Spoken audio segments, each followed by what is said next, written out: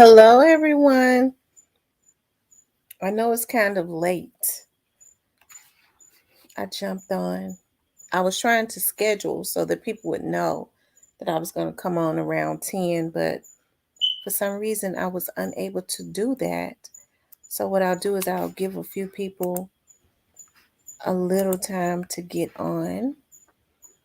We was on so long last night, my head was hurting when I got off. 6 hours. We had fun though, but 6 hours. Lord, I can't do 6 hours tonight. But when you start talking about stuff, you know, when you start talking about certain things, um, and it's interesting, you tend to stay on for 6 hours, right? Make sure if you haven't subscribed, subscribe to the channel so that you'll know um, when I am live. As I said, tonight is open conversation. And you all will be able to really just talk about whatever it is that you want to talk about. I like to give people, I know for the last few times when I've been getting on, I've been talking about the Dolph's situation, which, you know, we can talk about that also. Um, but I want to make it an open conversation because I want to give everybody the opportunity. You fell asleep on me. Well, I'm glad you back. I'm glad you up. I want to give everybody the opportunity to. I don't know why this thing is not acting right. To talk about whatever it is that they want to talk about. Hold on for a second.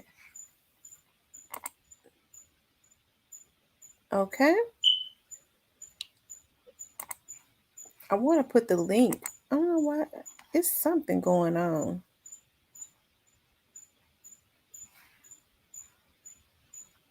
Whereas I am under. Okay. Guess I'm gonna have to do it that way. To put the link out there so that if anybody wants to come on to the screen, if there's certain things that you all want to talk about, we can definitely talk about it. I guess I'll start it off by talking about the crime in Memphis and how people are constantly dropping. People are constantly dying.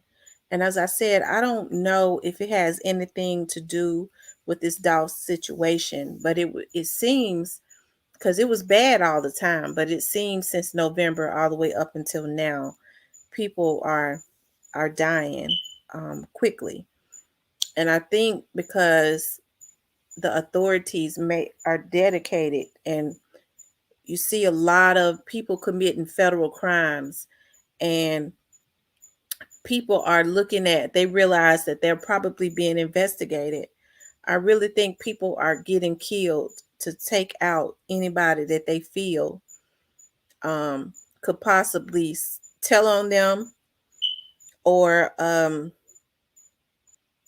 knows just know some of the dirt that they've done so that they won't tell on them. It has really gotten terrible in the Memphis area, and that is the honest God's truth. I honestly do not know what is going on with our children, with these young people. Like I said, I do know that people, the younger generation here, they're on heroin and those heroin pills. They're on drugs really, really bad. They're drinking lean like crazy, like they are really like junkies. And I hate to say that, but that's what they have turned into. And whatever it is turning them into zombies. And it's just hard for me to believe that kids that are still living because they don't have anything, a lot of them, so they're still living in the house with their parent, their mother, their grandmother. It's hard for me to believe that a child that you've raised, you can't tell the difference. You don't know that something is wrong and that they are on something. Okay. it's hard for me to believe that, because each and every parent knows when something is going on with their child. Most parents study their children. I always paid close attention to mine because I could always tell I raised them. I had them. So I always knew when something was going on. So I think people are wanting to allude to that a lot of this is retaliation for Dolph. I don't know if it's necessarily retaliation for Dolph, but it's something going on that's extremely crazy. And I was saying just the other day on my TV show, I truly believe that what is it, the guard, the National Guard is going to have to be brought in, because the kids are out of control, and then you see their parents, and then you see why they're out of control, because the parents are, a lot of them are just as worse. And that is the honest God's truth. So I'm saying Memphis truly needs prayer, because the killings are just completely out of control. And for some reason, in my office, there's this organization that employs young men who are trying, I guess they're on probation and they probably have to get jobs. Um, so he employs young men that have been in jail. Now they were very nice. They was in my office fixing some lighting and stuff. And they was working really good, working hard and working really good too. And I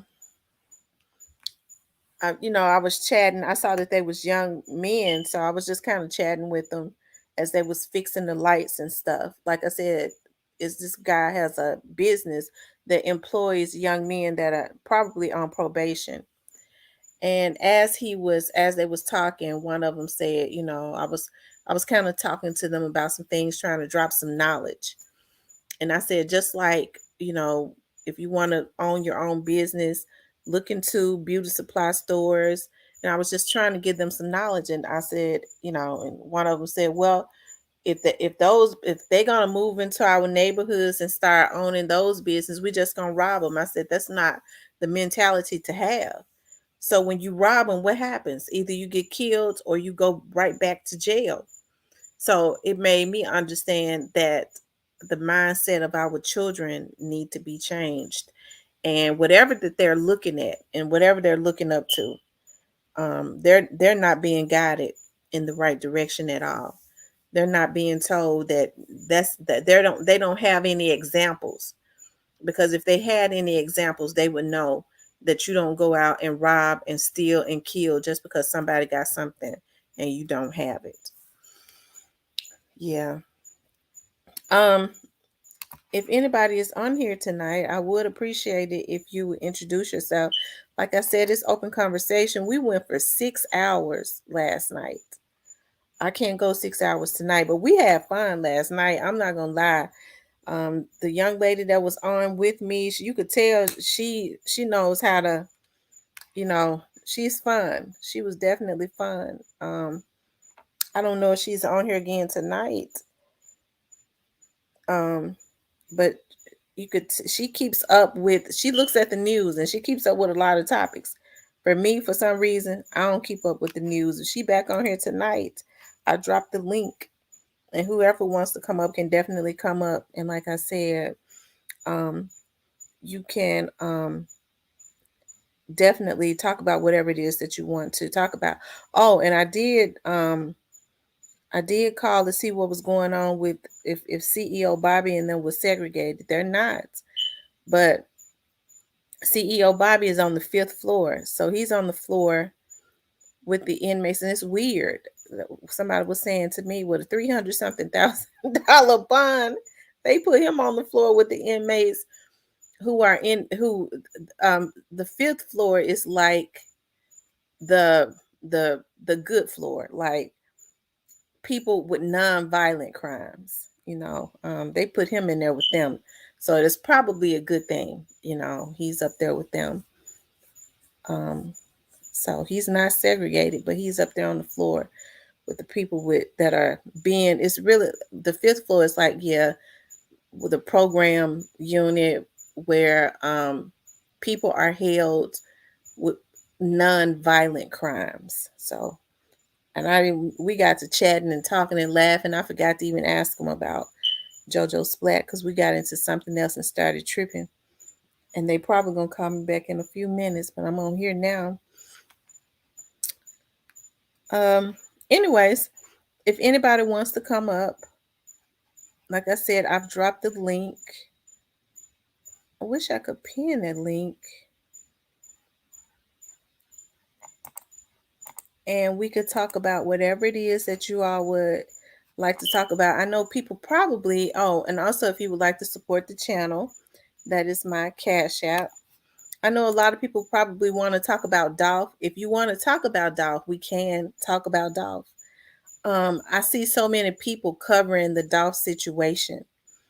And I don't know if people get tired of even hearing about the Dolph situation. You know what I mean? I know we could never get tired of hearing about it, but you know, I don't like to do an overkill. But if y'all want to talk about it, we can talk about it. You know, I think with the Dolph situation at first, because I was so bothered in the beginning, I really was, especially as I started to learn more and more about the case and find out that the young man was killed for no reason at all. So of course that bothered me, and especially when I thought about it, I had met Dolph one time in the wing place, and knowing two organizations that he had given money to, and just other organizations, finding out about other organizations that I didn't even know he had given money to, and what he was trying to, trying to do. And for him to just be taken down like that, um, it really bothered me. I'm telling you, like I was extremely bothered, but I do have some peace now because I understand them alphabet boys on top of their thing. They doing their thing, and that makes me happy that at least his family is going to get some justice.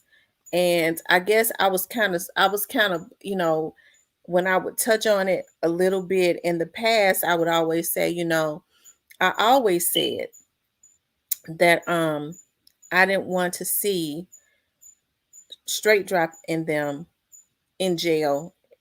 I mean, I do want to see them in jail, but I didn't want to see only them in jail and the people who put them up to do this not be in jail. And I think I'm starting to get a little peace. Even though I didn't know Dolph personally, Dolph represents a lot of other young men. I think what's going to start to happen is, even though these young men are gone crazy as far as this killing, parents are going to have to step up, because a lot of these kids are still, they're 20, 21, they're still in their parents' home. Even sometimes, even if it takes moving out of an area. And I know a lot of people don't even have money like that, but sometimes you have to pack up and go, especially if you want your children, if you want to remove them from that environment. Sometimes I'm finding that a lot of these kids are involved in these gangs because that is just the popular thing to do. They're doing it out of peer pressure and fear, just like they was doing when I was growing up. Ain't nothing changed. Ain't nothing changed. It's just a little worse. And so, like I was saying, even with people saying the beefs or whatever that was going on in those situations with Dolph and all of these other, little gangs or whatever, I don't I don't believe that he was I think Dolph had gotten to a point where he was just wanting to sign talent, as any businessman would do. I'm sure he said that ain't got nothing to do with me. And you know, kids who he may have fought, like, I think I told you all about, I spoke about that last night, about his situation and the falling out that him and Straight Drop had or whatever. So what happened was, oftentimes, and I'm just saying in my opinion, just based on what I Straight Drop with the falling out that they had, somebody was able to plant a bigger to plant a seed in Stray Drop's mind, okay, and got him to go and do this, okay. He was basically just sent out. And see, that's what's going on. You have older people, because women, a lot of women do it to young women too. You have older people to start planting seeds and corruption in the minds of people like Straight Drop. And they want to steer clear, some people, especially the mastermind, okay. They want to steer clear, but they will plant seeds to egg it on. They'll plant seeds to egg it on. And that is, what people are going to find out, probably what happened in this particular situation. That's why they'll say, well, I didn't, I they'll steer clear. But like I said, I truly believe, just based on what I know, whomever tried to kill him before, because somebody made a couple attempts on his life. I wasn't there, and so I don't know. It's not going to be that far off from what happened now. They just actually got some kids to go crash out and do it. And here's the thing: it's not turning out the way that they thought. It's not. Like I said, when you can influence people, why not influence them the right way? And the people who actually egg them on may not have even paid them. You never know. People think that they play chess with and manipulate folks all day. They manipulate somebody else into going to pay these folks. In the end, the person who actually made the payments and the transactions, and the people that did it, they are the ones that lose in the end. And the person that really wanted him gone, who probably really had the issues with him, that was really jealous of him, he thinks he win, or they think they win, whoever that is. But they manipulate and go get weaker vessels, weaker minds, people who just don't care, who are already troubled, to go and do their dirty work. And then they can't say, well, my hands are clean. I ain't make no payments or no transactions, you know. And so that's why I say I'm starting to get some peace, because I understand that the folks are doing their jobs. And it's going to take sometimes, and this is what I can't understand. You have African American men who start making money, and then they still dibble and dabble in crime, because they want to prove that I ain't just no studio rapper. Okay, you're gonna be a jail rapper, because that's what's getting ready to happen. So, like I said, it gives me some peace and some solace to know that a lot of people who thought that they was going to get away with this is not going to get away with this. And as far as the cookie people, I never initially, and I always said, and I will always say, because someone was saying something to me today about the cookie people. I'm talking about, as far as what their opinion is. I in my heart, I never thought initially that they had anything to do with it. Not based on just scratching the surface. And the reason for that is because um people were saying that just based on what people were saying, well, they won't show the tape or this and that. Well, they wouldn't show the tape. I understood in the beginning they didn't show the tape because they couldn't show it. Are they innocent? I don't know. I just, I,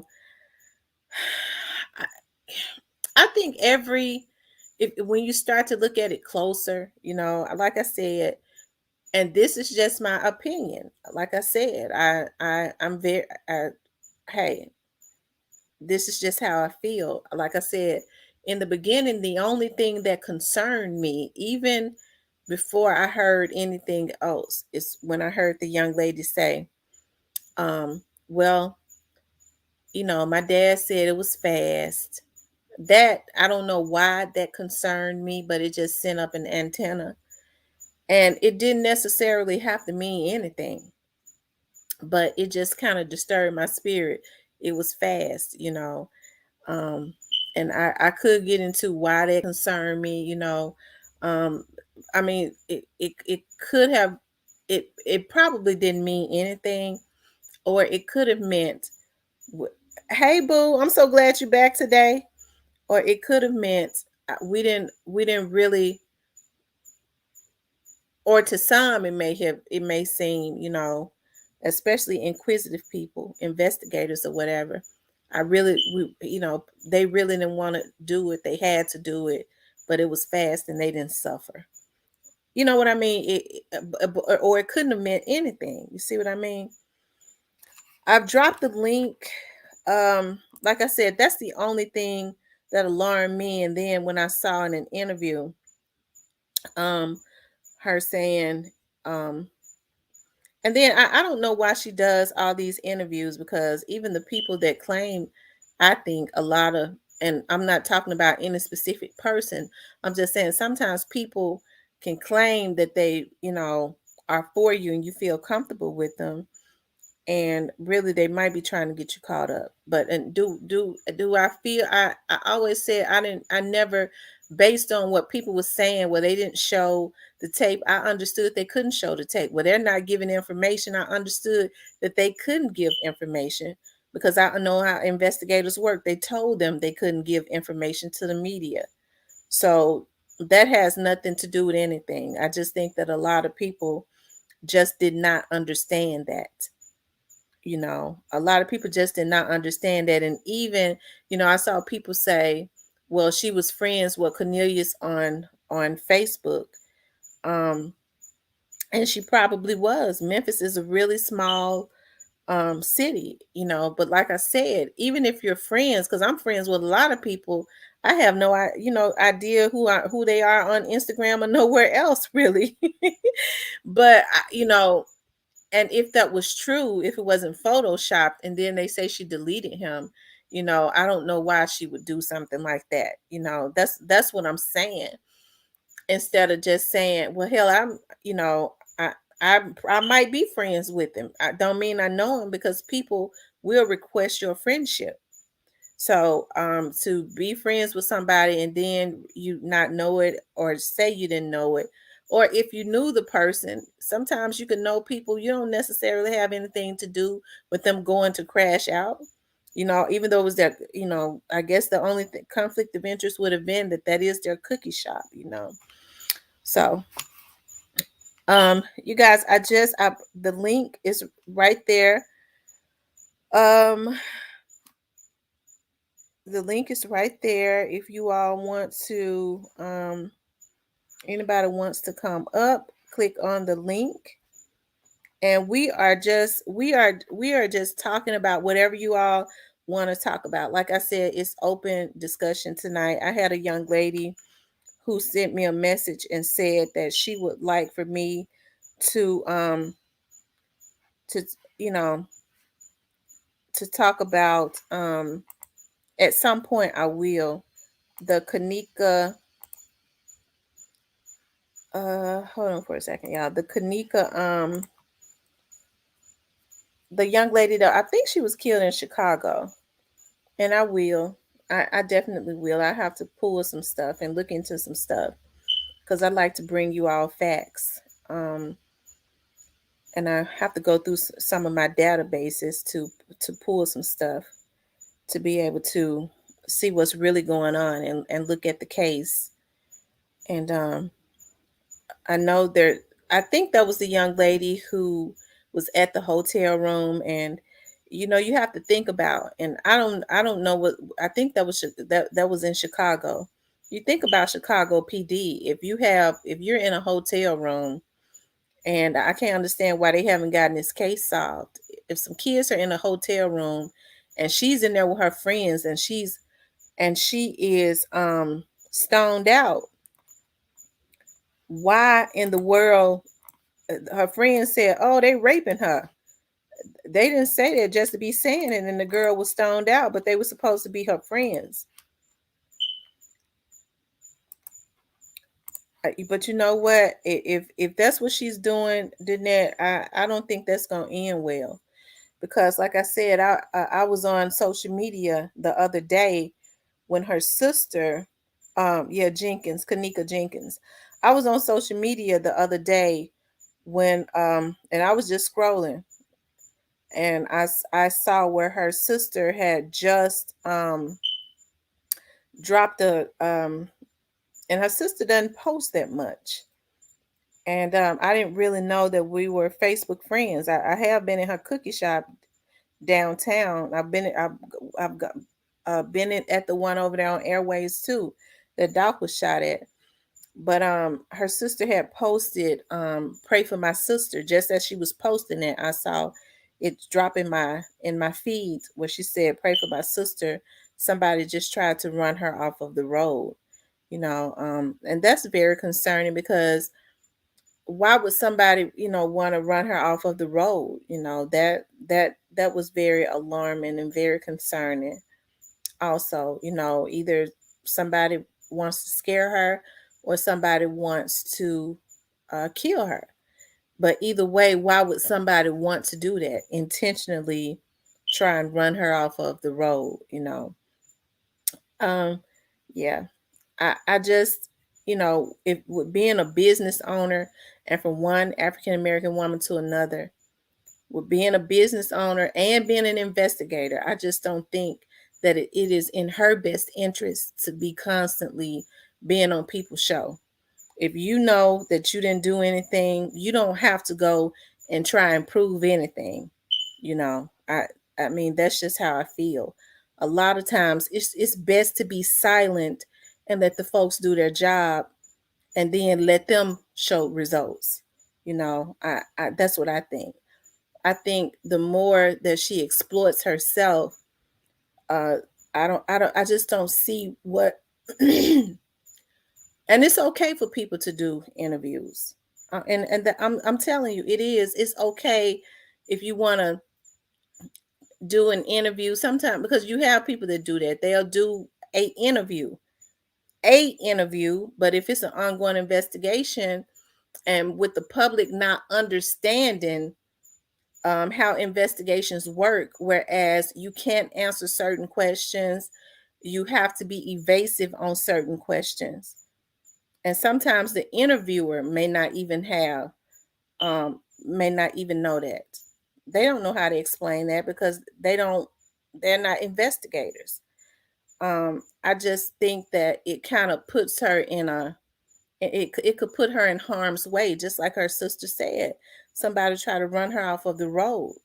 So I think it would be in her best interest at this point. She's told people that they did not have anything to do with this. I'm sure she has told her side of the story. She's done that.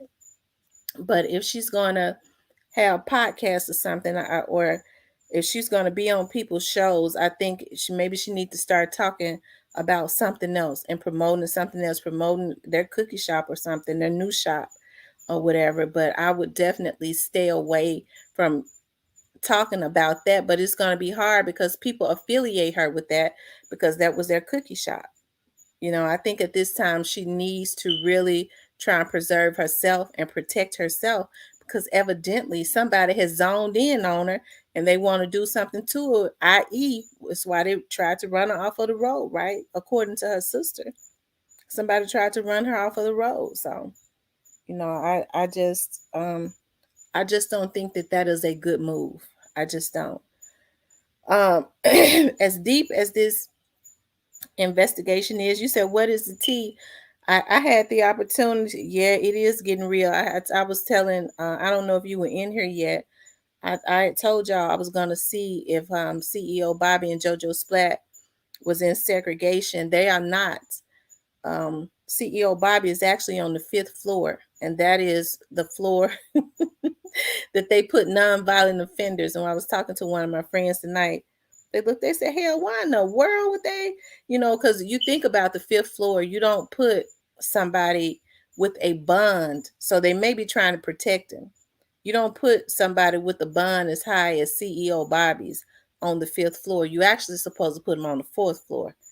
That's why all the Hellcats at, right? But he never survived in there, especially since people see that he's got some type of affiliation. So they could be trying to protect him because he's on the fifth floor. It's like the program floor, the little floor with people with non-violent offenders um that's in there for little soft crimes or whatever. They don't get in trouble and stuff like that. So that could be a reason why he is on that floor with that high bond.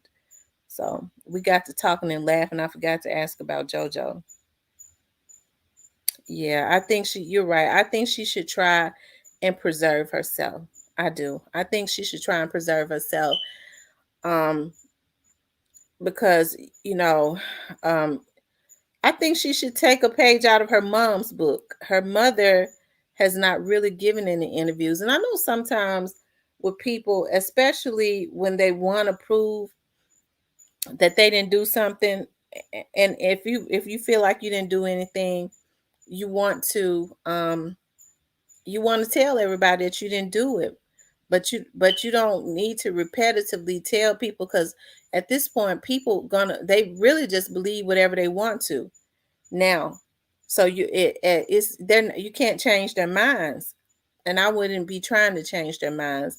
And that's when things get ugly, when you start arguing with people online and things of that nature. That's It can get ugly, you know. So I definitely wouldn't. I just don't think that that's a good thing. I think she should scale back until all of this is over, because in my opinion, with this Dolph's situation, even though they got two people arrested, y'all, this thing is probably just getting started. It hadn't even got ugly yet. You know what I mean? I think it's just in. I just think it's just getting started. It has not even gotten ugly, and so I think she needs to scale back. It's just getting started,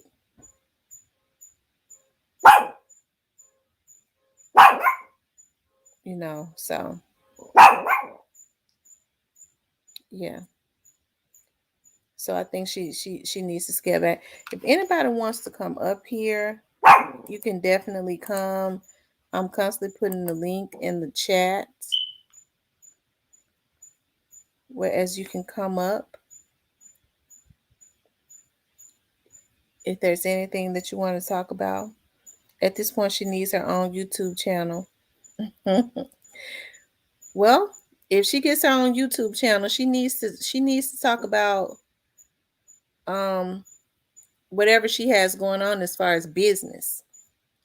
I definitely would stay away from the dog situation. And I sure wouldn't be online arguing with people behind computers that you don't really even know who they are. You know, I just think that that's you know, and at this point, I don't think it's even safe for her, since somebody has tried to run her off of the road. I don't even think that it's safe for her to be really just moving by herself, you know. Um, yeah.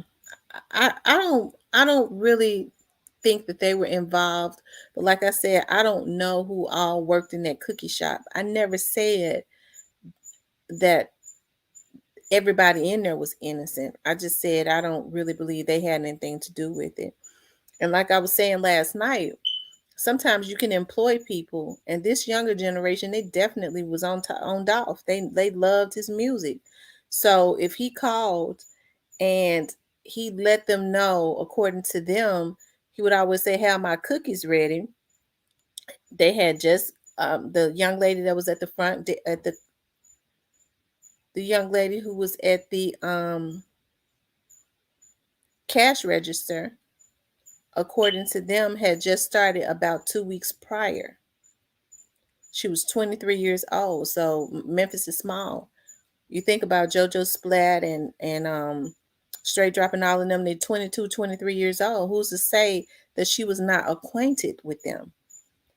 And if she casually said, since everybody really know each other, "Oh man, Young Dolph get ready to come up here," she could have just been a little starstruck, especially if he called first.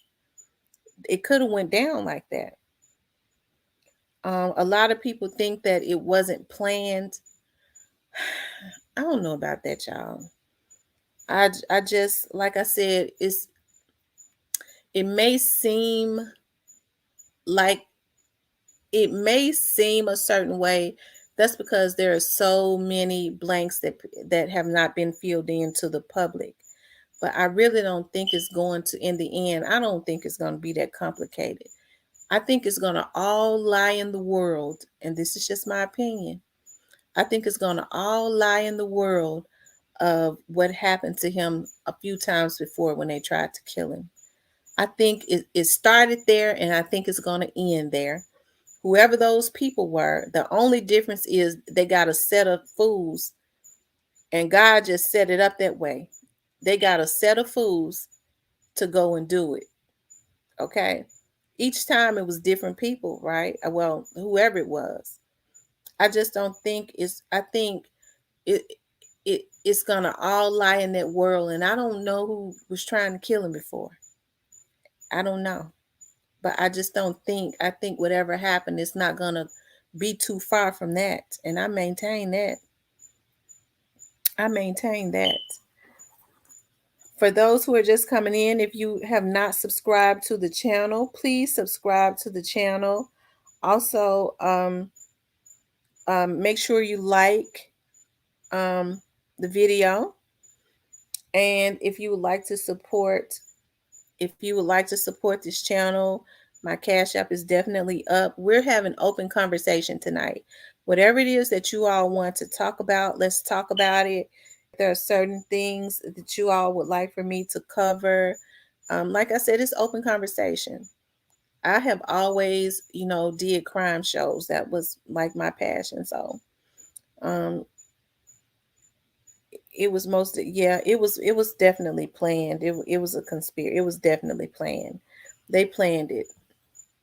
They planned it. And like I said, you know, people keep saying Yo Gotti. I don't know if YG had anything to do with it. We can call him YG, right?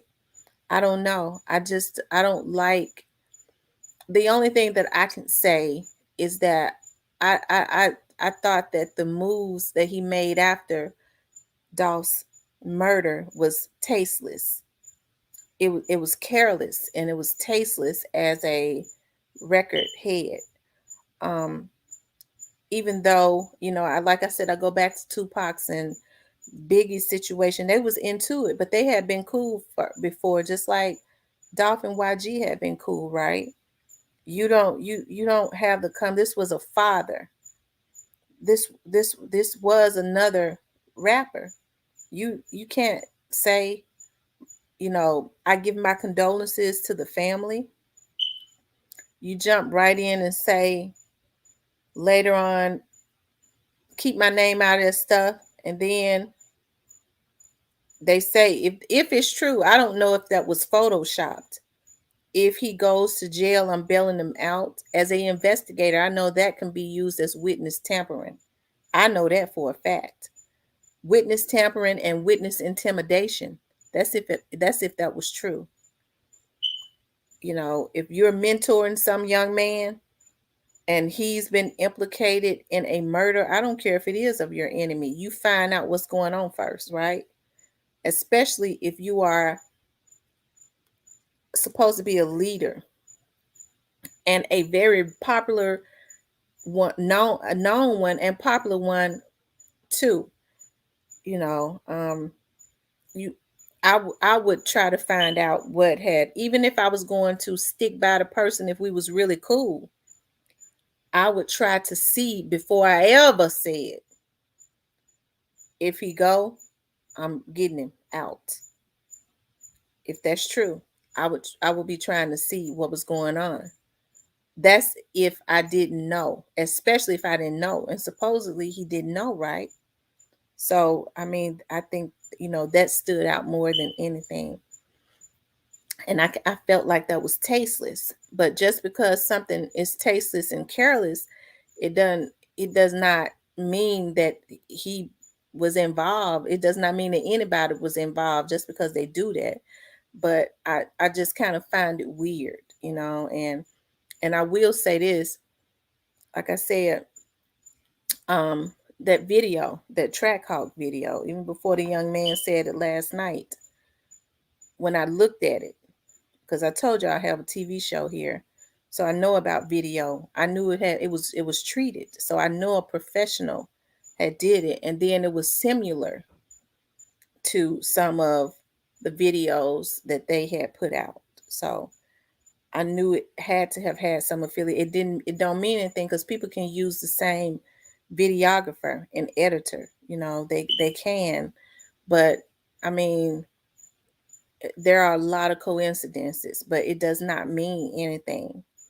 Like I said, when I talked to my friend the other day, and I was kind of joking with them, I said, you got everybody on the internet trying to help you all to get this case solved. And as I said, he said, baby, they ain't got to do that. This case already solved. And I believe him. I do. I like I said, I knew when the feds had gotten involved that it would not be long. And they had tapped in pretty early on. So, I think Dolph's wife, and that's probably, I think that's why you see a lot of the officials, the higher officials here in the Memphis area, like the police chief and I saw the city council and the commissioners have gotten pretty close to her, and they're helping her with her program and things of that nature. It's because they even understand that the boy was killed for no reason at all, and he was a philanthropist here in this city. He was. So that was pretty. I think that's but I think in order for there to be some order here in this city, because there are some things that are out of order, and I hate to see these young men constantly killing themselves in this city. um I'm not against the guard, National Guard, coming in here. It's something is going to have to happen as far as the National Guard, um coming in here. Thank you, Danette, for the Cash App. Thank you so much, love. I really appreciate that. I really appreciate that. If you all would like to support this channel, it most definitely was planned. Yes, Danette, it was definitely planned. Project Death Spell said, "Long live Dolph." Yeah, long live Dolph. The spirit of Dolph is definitely around this city, though. I truly believe in karma. Um, there are a lot of people. Things are not. How can I put it? Things are not going the way they thought that it would go. It's not what they thought it would be. They thought that they would, you know, it it's just not what they thought it would be. And people talk about karma, but I just think that because they don't know, they don't really understand that a lot of people probably karma is probably already hitting a lot of people. Okay. And I truly believe that Dolph's spirit is still wandering around. He cutting up. That man is cutting up. He getting his revenge before he ascend. I can say that with a lot of certainty. He is still walking around here getting his revenge.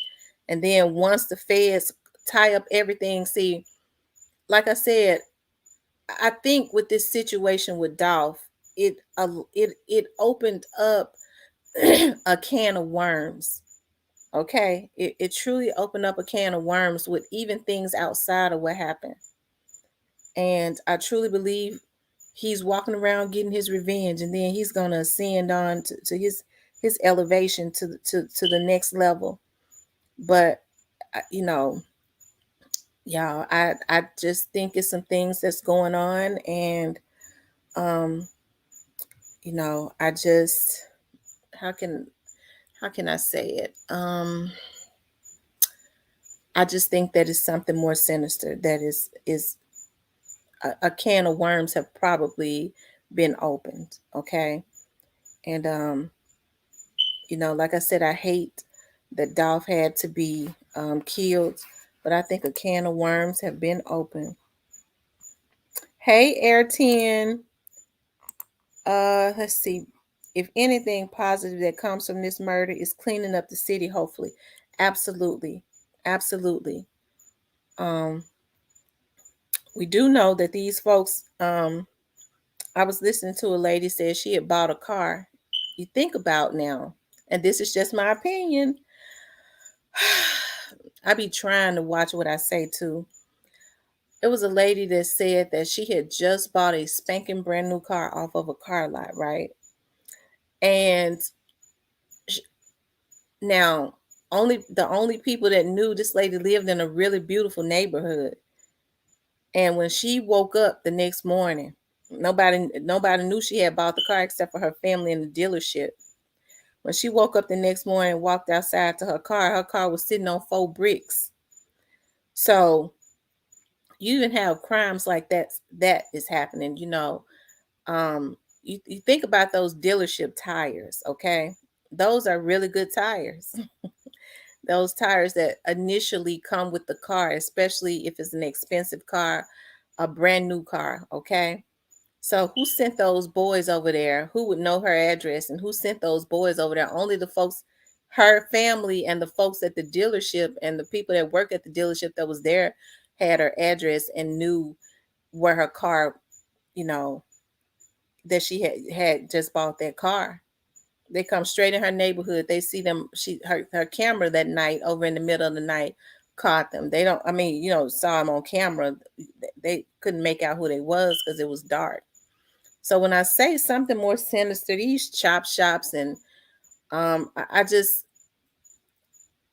I just, it's just something going on, y'all. It's something going on, and I do believe that the alphabet boys have tapped into it, and we already know it ain't gonna end until they get what they trying to get. And you think about these young boys. That's why I say what these parents need to do, because these people that's truly making the money, that's got the money to actually run these chop shops, that's got the money to actually get people to change VIN numbers and things of that nature.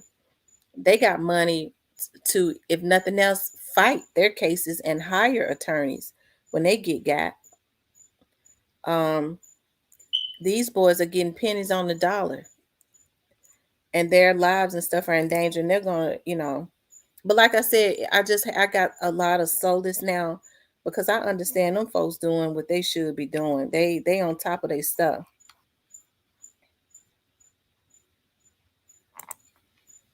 Okay, so he did. Okay, the girl last night was right. CEO did steal the Maserati. Okay, so a Maserati, that would explain why.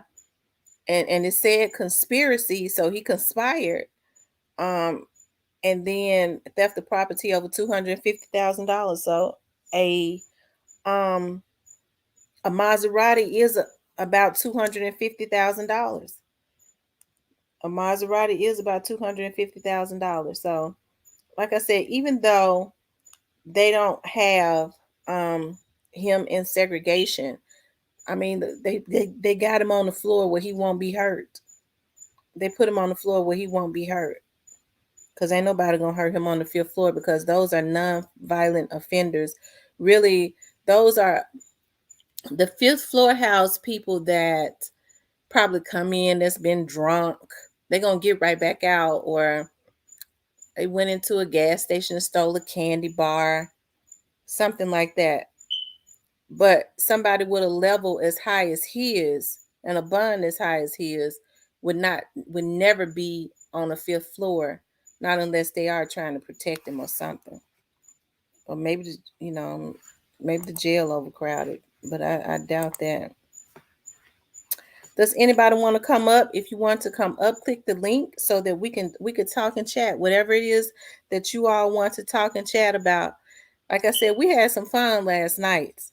I ain't gonna be able to be on 6 hours tonight, but I said that last night, and we get to talking. People was asking questions, and we just got into a deep conversation. We had a lot of fun last night. I had some fun. My head was hurting though when I got off. I said, "Oh Lord, I felt like I had been out on a case all night." When we had those long cases where I have to be out over in the middle of the night um to get what I need, I felt like that. I felt like I was like, "Lord, I feel like I've been out all night on a case." Make sure you all click the link in the description if you want to come up and we can talk. It was in his mama's garage. Wow. So that means that his mother knew, his mom knew that he could not afford a Maserati. His mother knew that he could not afford a Maserati. And see, that's what I'm talking about. And where did he get that Maserati from? Did he go and steal it from out of a collision shop, or did he go and steal it from off of a car lot? Because I know last summer, and I don't know if it was CEO Bob and them, these boys was going crazy, going walking on car lots, stealing cars. They was going on car lots and stealing cars. So his mother definitely knew that he could not afford a Maserati. Now, people try to play games. I'm sure when she was questioned, she probably said, he told me he was holding it, he was keeping it in my garage for a friend. I wouldn't let my kids keep no friend's car in my garage because I need to put my own car in there. But I'm sure that would be the game that's played or what's said, child. I be knowing what these folks gonna say because it seems like everybody say the same things, you know. Um, but he's looking at a very serious charge. But like I said, it's gonna be interesting to see what's gonna happen with those charges. Like I said, they even though his charges are inflated, they did not mischarge him. They just didn't cut him no breaks at all. And I feel like they didn't cut him. They did that for a reason. They want to make sure, I'm sure that, well, they're always playing chess. But I'm sure those charges are inflated because his charges, $325,000. So a $325,000 bond, you got to have at least 32 grand. Yeah, you got to have. One of my friends own a bonding company. I call over there today. I think he said 33, 32 and some change, almost 33, because you have to pay taxes and fees and things of that nature. So I don't know a whole lot of people that's got $33,000 um just sitting around, 33 and some change and a little bit of collateral. Okay, so that would be interesting to see who would go get them. I really don't think that anybody is going to. Now somebody might get scared and go get him. They get. I'm sure whomever is behind a lot of this stuff. A lot of people. These boys are being hung out to dry. But I'm sure, especially with the Dow situation, probably, I I I, I think some kind of way, whatever is going on with these cars, it may be tied into the Dow situation. Okay, so if somebody else was involved in this, the only way that they would run down there and go and pay or send somebody over there to go and pay and get them boys out is if they really, really get nervous. They get to looking at all of us talking on YouTube, and they may go do it to prove a point, but then hmm, they went through her phone. Me too. They went through whose phone? Danette, they went through whose phone? You said they went through her phone. They went through whose phone? I wonder whose phone that they went. Do you want to come up tonight? I just dropped the link.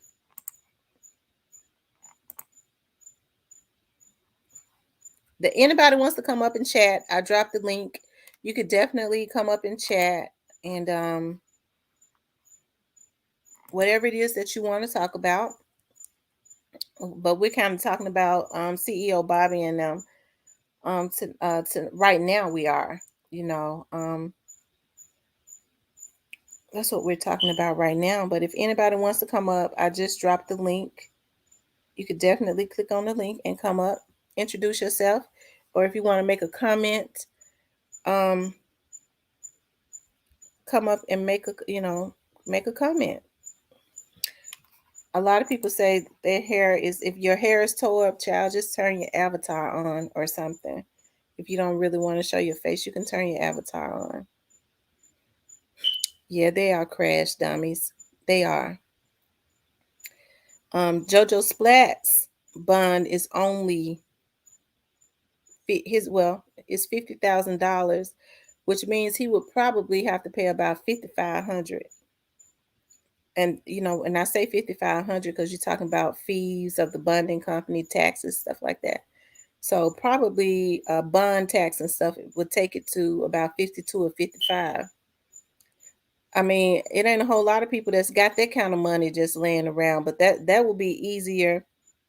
Also, they went through CEO Bobby's mother's phone. I'm gonna drop the link. Come up and talk about that because I know you looked that up. Come up and talk about that so that everybody can hear you. So their bonds are, like I said, Bobby's is not that high. JoJo Splats is not that high, but CEO Bobby's is very high, and his is very high for a reason. It lets me know that something else is going on. It lets me know something else is definitely going on. That yeah, they don't want him to be able to get out quick, and if he get out, they want to know who cares enough to get him out. Who's got that kind of money to care enough to want to hurry up and get him out. My little boy going to sleep right now. Okay. I just dropped the link for anybody that wants to come up and talk. Anybody that wants to come up and talk, you could definitely come up and talk. So what do you all think? The people that are in the room, we got 12 people in here. What do you all think? Do you all think that CEO Bobby and JoJo Splat is linked to something else? Do you think those bonds are inflated like that because it is something else that is going on? What do y'all think? I want to hear what y'all think. The people in the comments. Well, that's my friend right there. I'm gonna have to call him back because I'm on here. I would have asked about JoJo Splat, but I'm on here. My little boy going to sleep now. Does anybody else have anything that they want to talk about?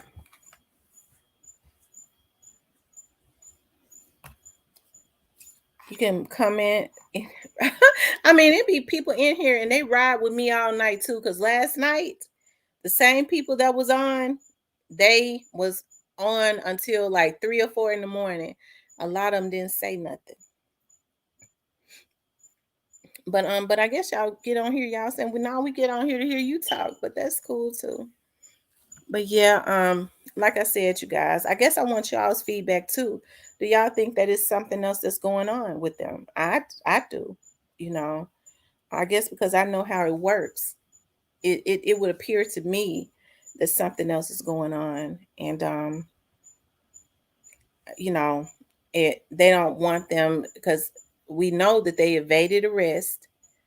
You know, they ran from the police, so they know that they are runners. You said they might be.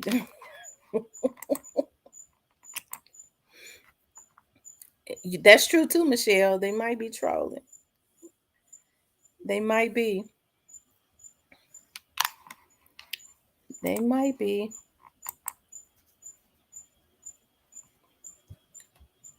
But either way, the wind blows, you guys. You know, like I was saying, something has to be done. You know, because even with CEO Bobby is 22 years old. I ain't gonna get into preaching like I did last night, because y'all know I will preach. CEO Bobby is 22 years old. JoJo Splat just turned 19 in October.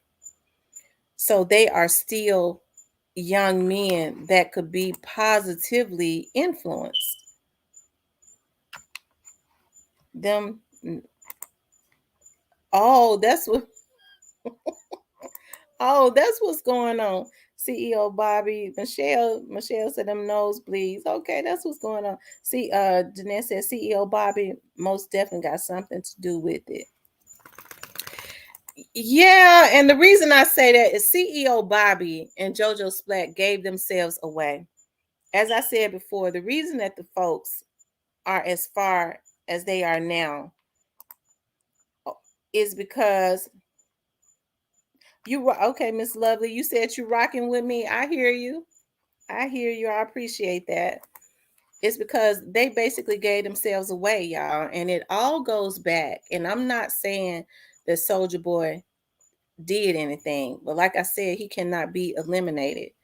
You think about young men that have been doing nothing but stupid stuff from the beginning, who really implicated themselves and really straight dropping them, right? They led the feds to where they are now, basically. So you said CEO Bobby Bond too high. Yeah, that lets me know that they don't want him to be able to get out quickly, so he can go run and hide.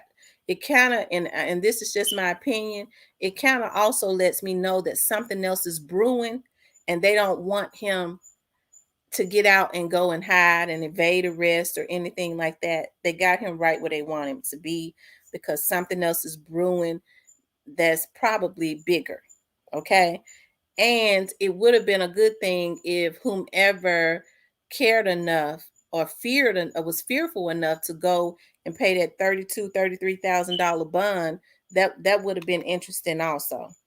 But I like I said, just like people have bailed out on straight drop, I'm hearing, I think people just kind of bailing everywhere. It's just the only thing that's going on is the crash dummies now are just crashing with each other, and these are people, unfortunately young men, that really didn't have anything to lose anyways.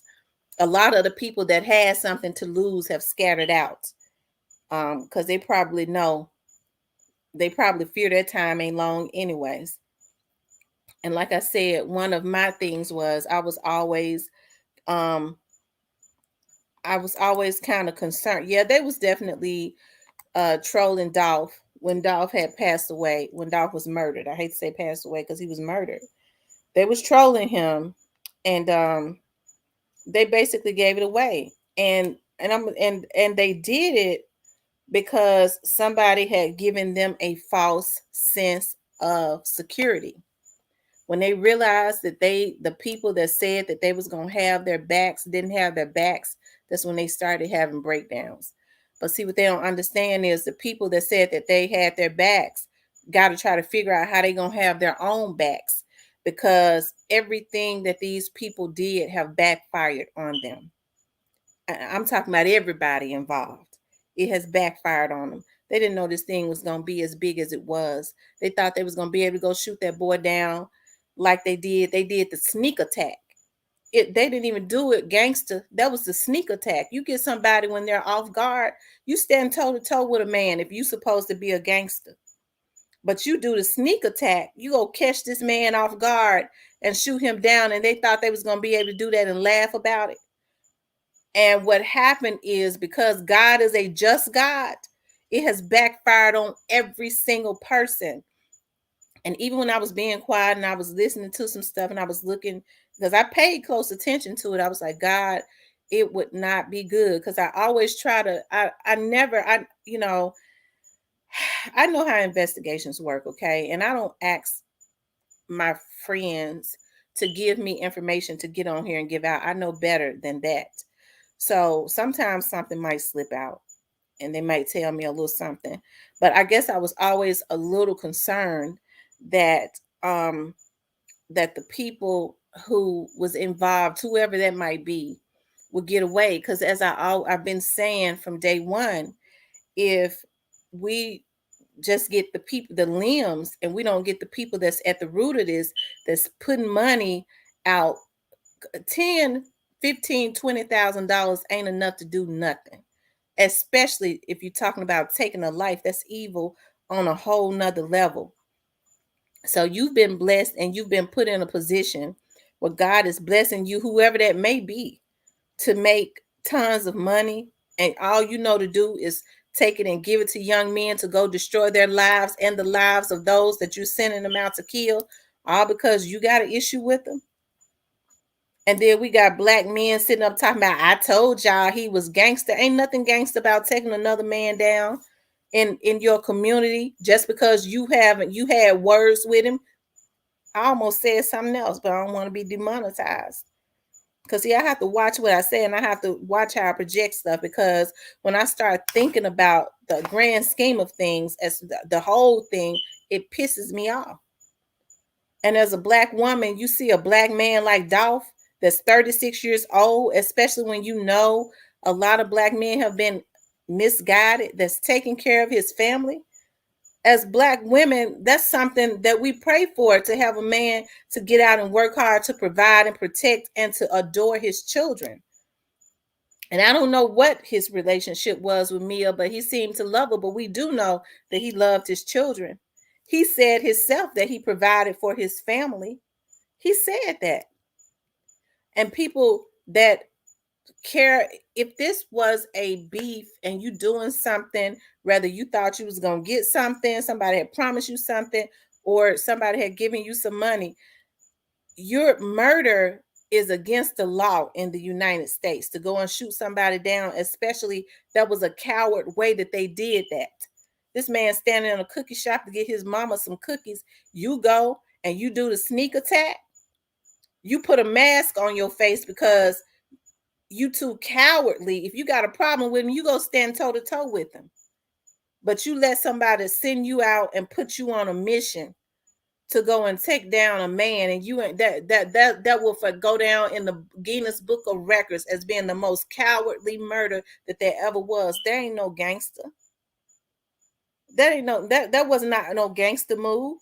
That's gonna go down in the Guinness Book of Records as the most cowardly murder of a famous person that there ever was. You get him in a cookie shop while he getting his mama cookies. And now everybody running scared and having nervous breakdowns. Like I said, I can feel sorry for the young men, because I hate to see this with our young men, but they sure got to pay.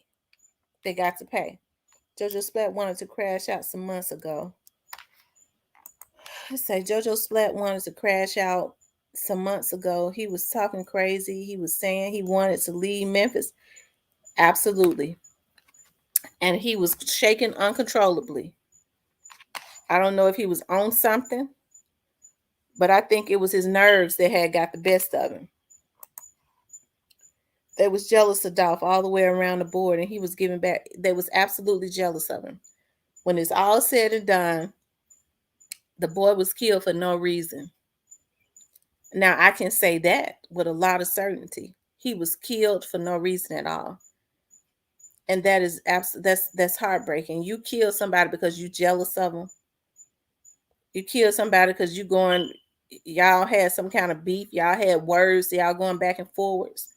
The boy did all he could to try and steer clear. Even after whoever shot him, they shot at him.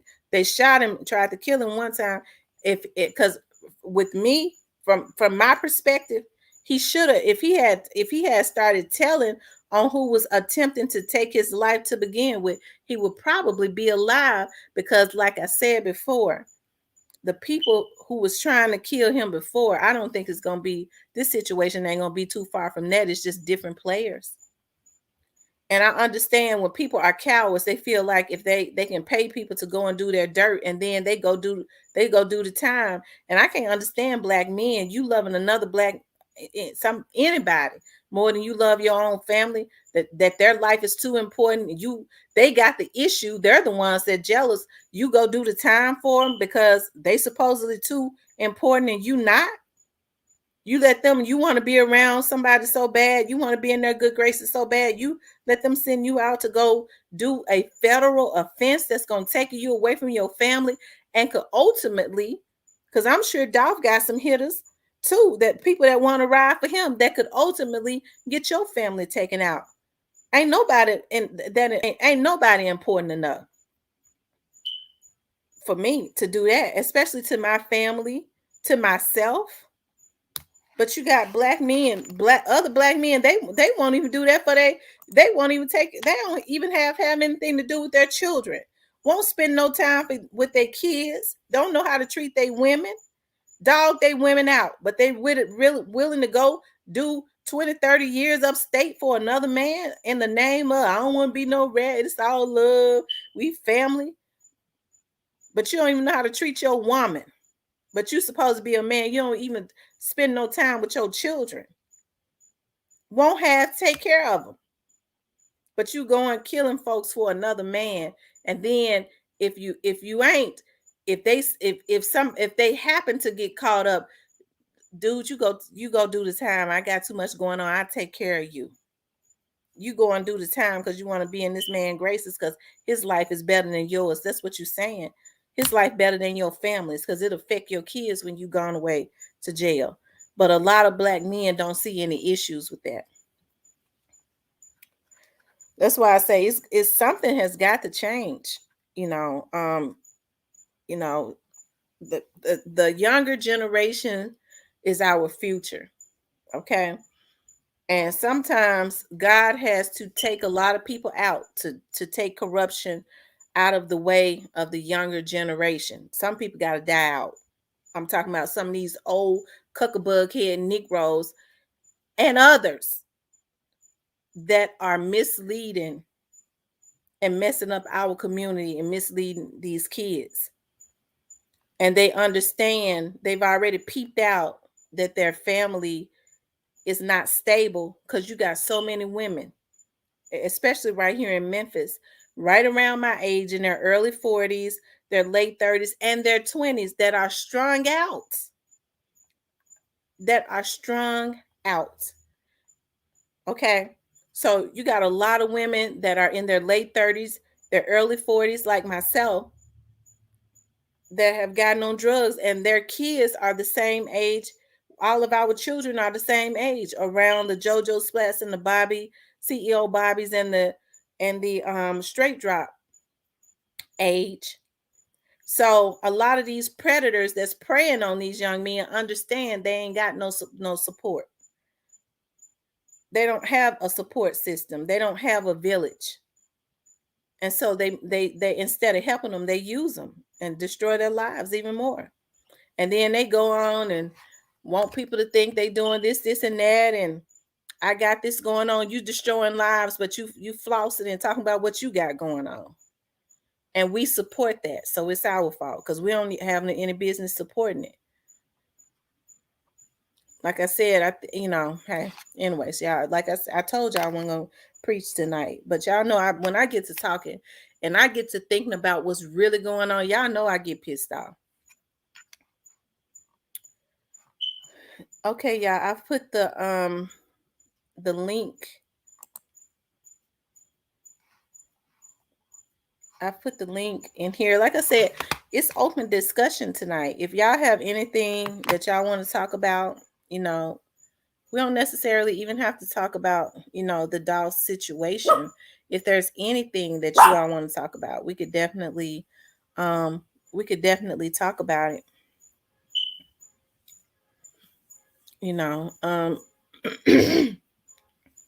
But I hope, I'm hoping and praying.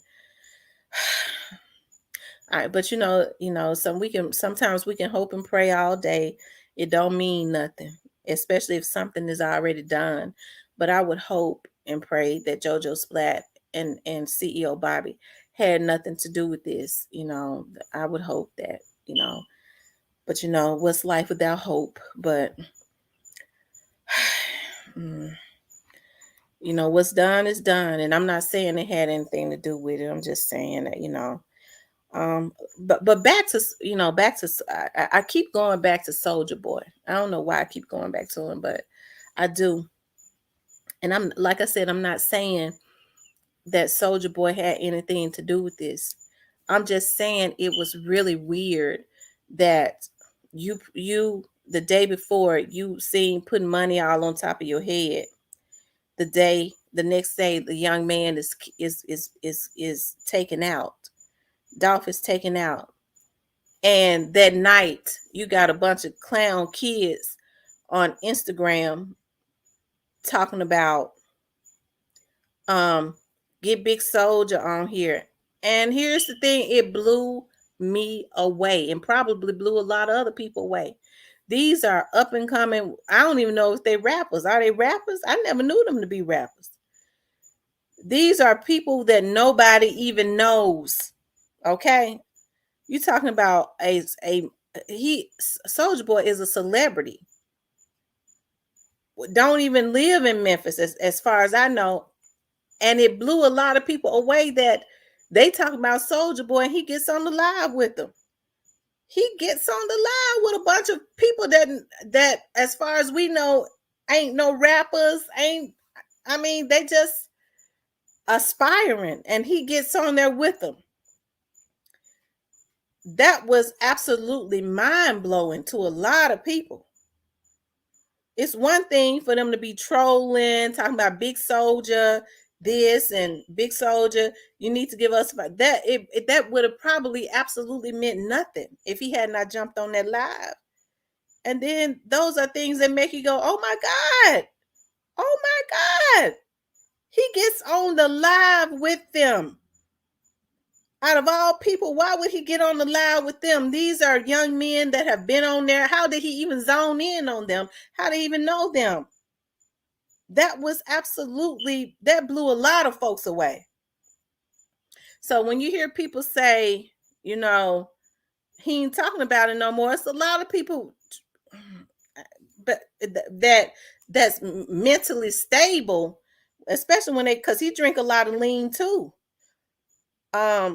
But some people drink lean, and even without the lean, they're not mentally stable. So they're gonna do crazy stuff.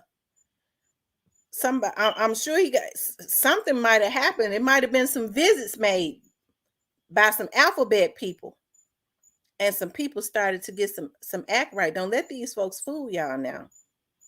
That's why everybody is distancing themselves, okay? And even when you see them now, they just kind of throw out hints, except for those that are probably already mentally ill, bless their little hearts. And they probably feel like, some people might feel like at this point, they ain't even got nothing to lose. They just waiting. Anyway, y'all, don't get me started on these people. Because I know y'all be wanting me to talk. Y'all mess around and have me saying too much. Make sure you subscribe to this channel if you have not subscribed, and hit the like button. Also, y'all, last night we went for 6 hours. We ain't going for 6 hours tonight. I don't guess we are. I don't guess. It depends on the type of, because last night my guest host, she just got on. She was on there, but she ended up being my guest host. She turned it up. She did, but she had me tripping out, and she's a talker too. So that was real cool, Is there anybody else that would like to, if you could get on, if you want something to talk about, anything that you want to talk about? Yeah, there are quite a few things that I am going to be doing with my channel. I got some stuff that I'm working on. I think I told you all that my profession, I don't be wanting to scare nobody off, because I don't know why people are, all police I'm not a police officer, but all police are not bad. Like I said, I worked for the police department for 18 years, but now I do private investigative work, and I do a lot of cold cases. But even before I got into doing it in my profession, cold cases was my passion, especially missing persons. I had gotten completely drained or whatever, but I understand, and just like I've always understood that our children are the future, and that's why um it bothers me a lot. You think about Key Glock. Key Glock was born in the same year as my daughter. I think he was born in 90. He was either born in 98 or 99. I think he was born in 98. And Moochie and Snoop Bands and all of these young boys are around the same age, okay? And I guess it was bothering me because I really want to see them win so bad. I do. I know it has to be traumatizing. These were young men that was out in the street, and they got somebody that was teaching, as Dolph said, I was broke until I found the recipe. So he was teaching them the recipe. These young boys was able to do something legit like rap, you know, and he was helping to change their lives. And a lot of people did not want to see their lives change. They were so jealous of Dolph, and then they didn't want to see their lives changed either. And so there are a lot of people, there are a lot of, especially men who may not even be into stuff like that. I really I think more than ever now, because it would be easy for them to fall apart, because it was actually Dolph's vision.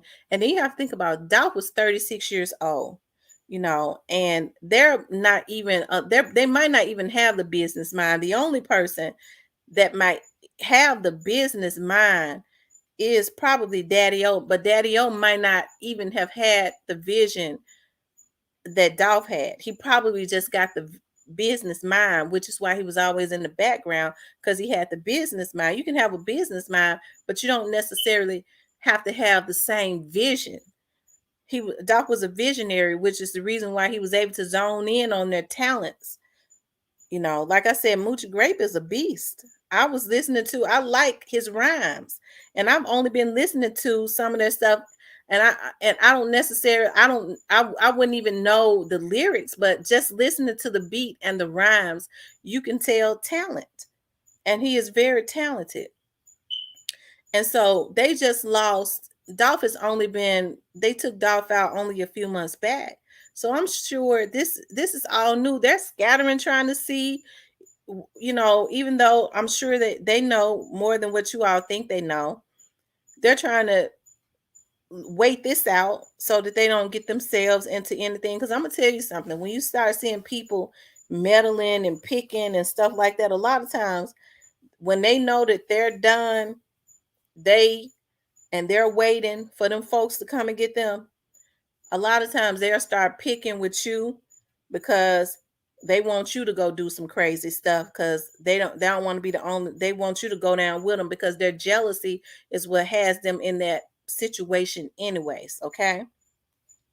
So I think at this point, these young men, I hope that they can still work together, and people can encourage them and things of that nature to but you have to think about, these boys are at least like 13 and 14 years younger than Dolph. So they're a lot of them were not even on the same maturity level as Dolph. They was looking for him to guide them. Even though he may have been teaching them the game, he was still guiding them. He had a lot of years on them. He was a lot more mature than them. Okay.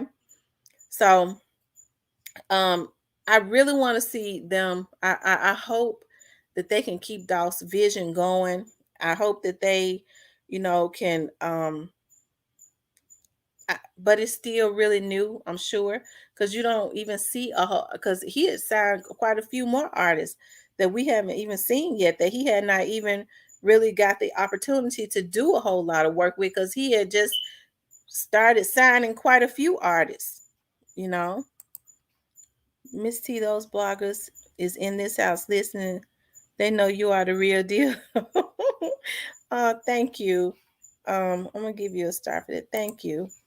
But they can come up here and talk if they want to. I don't mind. They can come up here and talk. I don't mind. Um, but as I said, like and subscribe if you haven't already. And if you would like to support the channel, you can. I got my Cash App up there. You can definitely Do that if you like. Um, I know people want to. People, I hear people there, but there are so many channels. Like I said, I know there are a lot of channels that represent for Dolph. And as a Memphian, I appreciate that. I'm telling y'all that now because, like I said, back in December, um, you know what, Miss T, why none of the bloggers actually come on this show? You know what? I just started really getting on here regularly again, so they probably have not um tuned, zoned in on my show. That's they probably don't even really know about me yet, so that could be the reason. Because, like I said, I just really started getting on here regularly again, even though I have a lot of videos.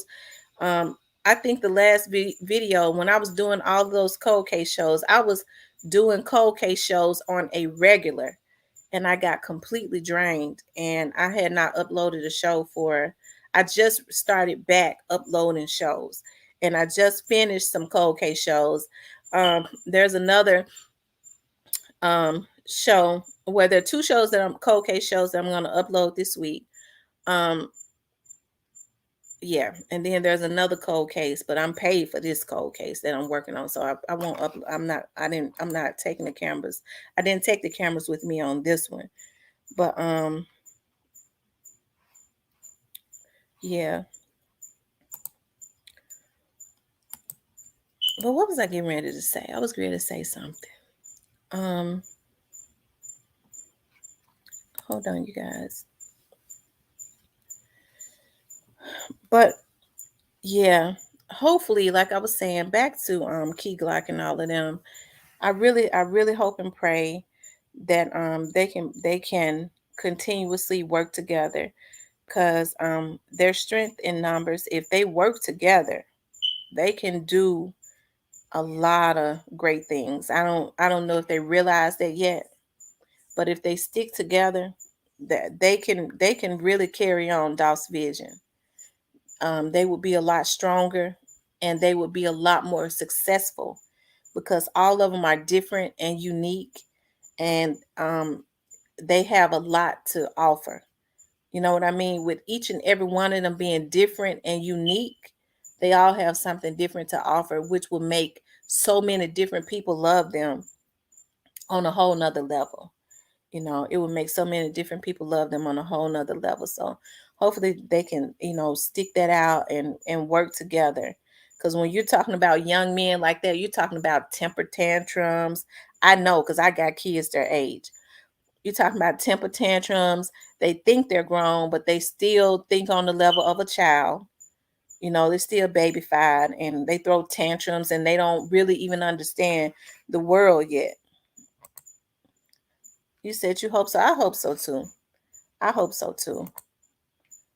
Um, but I know that this situation with Dolph they're still in, a lot of them are more than likely still in shock, because a whole lot of people are still in shock. And then that they shot, the way that they just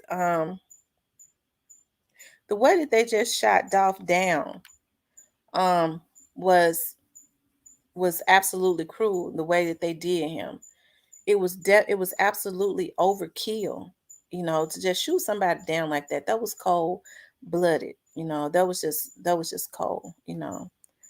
Um, but like I said, I'm sure they're still going through. I'm sure that they know more than you all think that they know.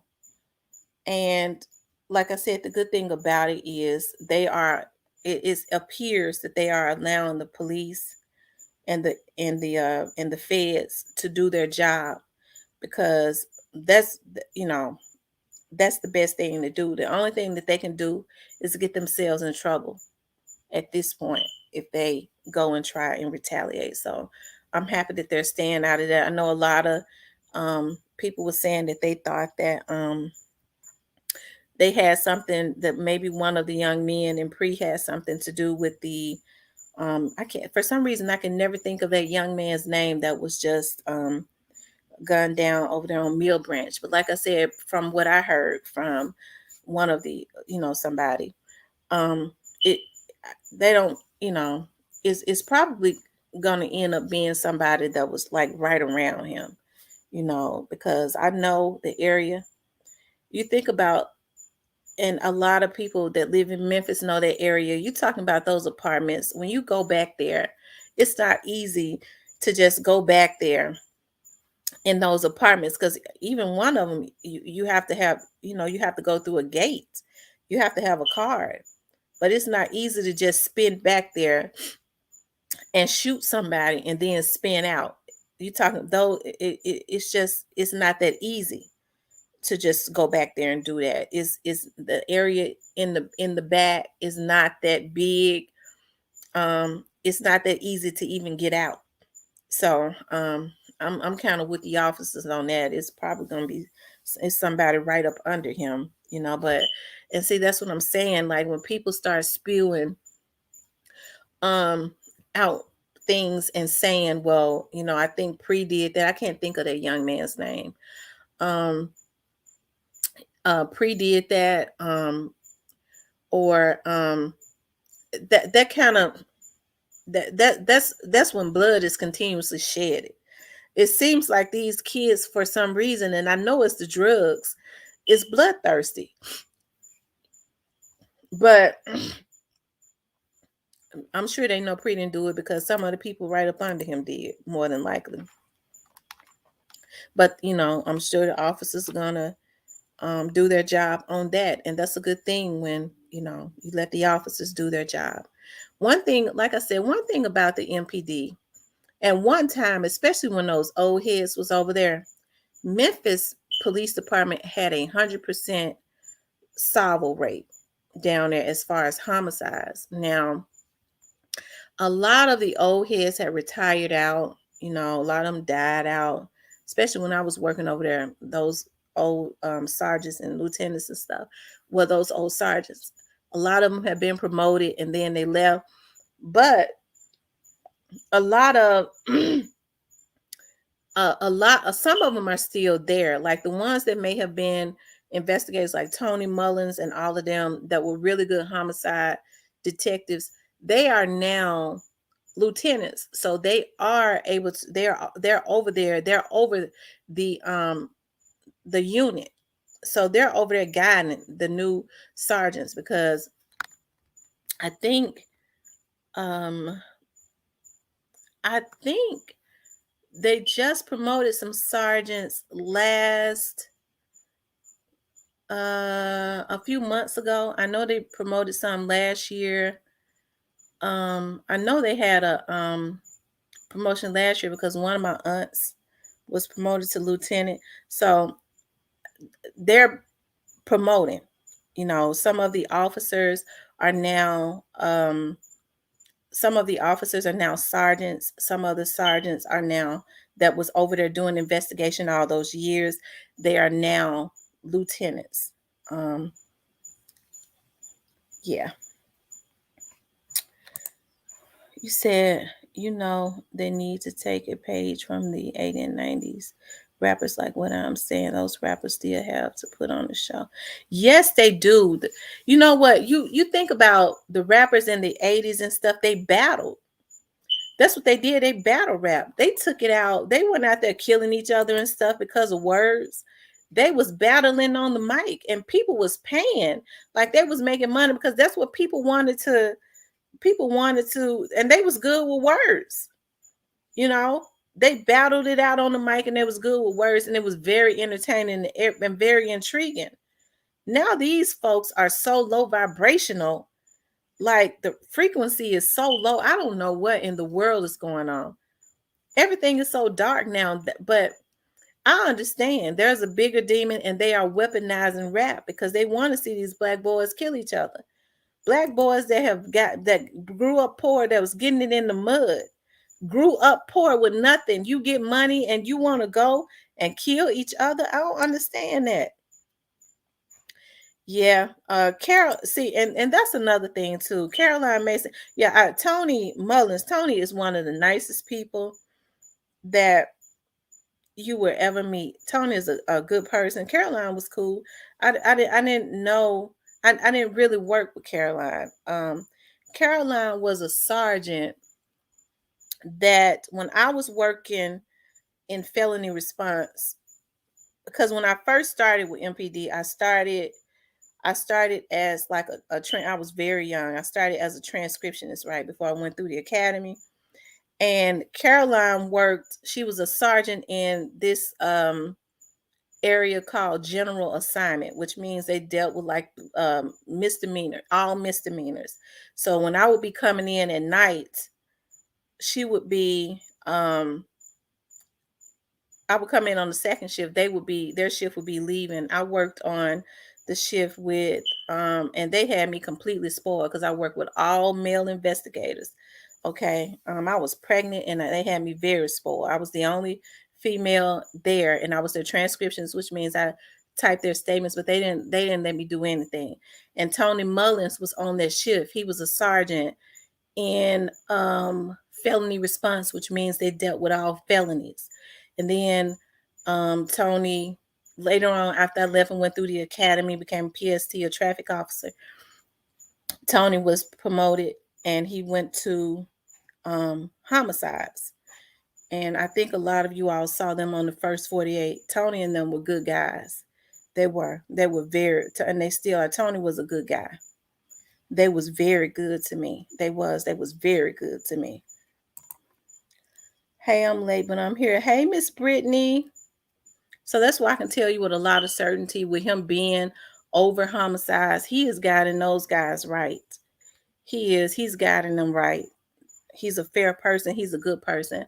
I was hearing a lot of people saying that Caroline had those had something to do with Dolph's situation. Caroline is over a precinct, okay? She is not over homicides. She does not have any influence over homicides. She is over a precinct. I think Caroline is at the Southeast precinct. I think she's at the Southeast precinct. I think that's what somebody was saying. But she's a lieutenant colonel. She's over the precinct. She has, moved up through the ranks, but she's over the precinct over at South. If she's over Southeast, like somebody told me, then she was over the Orange Mound, the Beanhampton, the Castalia area. So that precinct, if she's at that Southeast precinct, that would be the precinct right up the street from the cookie shop, right? Yeah, that would be the precinct right up the street. But she's not over homicides. Like I saw that early on when people were saying that she was involved. I was like, oh Lord. And I don't even remember who was saying it. I just remembered that. I was like, so I understood that they just didn't know the structure of a police department and how that works. Somebody else she's not over, she does not have any influence over the homicides unit. That is a completely different unit and it is downtown. It is in the same building that the police chief is in. It's not at a precinct at all. It's in one of the investigative divisions. So Caroline wouldn't have any influence over anything as it relates to the investigation. Not at all. Not unless her officers need to go pick up somebody, a witness or something. Someone on social media. Oh, okay. Yeah. Well, I figured they just didn't know, when I saw that, I knew they didn't know. Whoever it was just didn't know.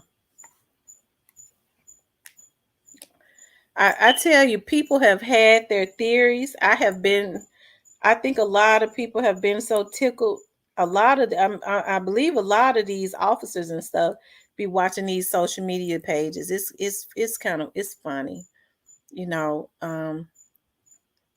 a lot of the commentary is very intriguing. Like I said, I ain't against nobody making their money. Get your money. As long as you're not interfering with an investigation, it's all good. Is there anything else that anybody would like to talk about? We're just talking tonight. We kind of just freestyling. Is there anything y'all want to know about me? If it ain't personal, in which I ain't got no problem with nobody knowing anything about me. Shoot.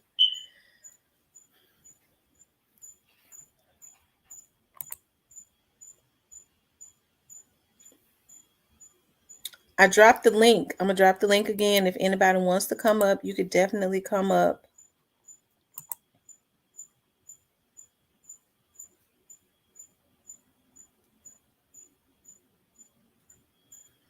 You could definitely come up if you want to.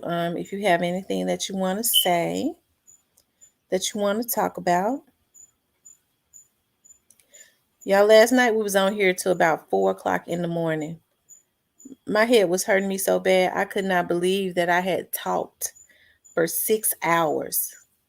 That was completely funny, that I had talked for 6 hours.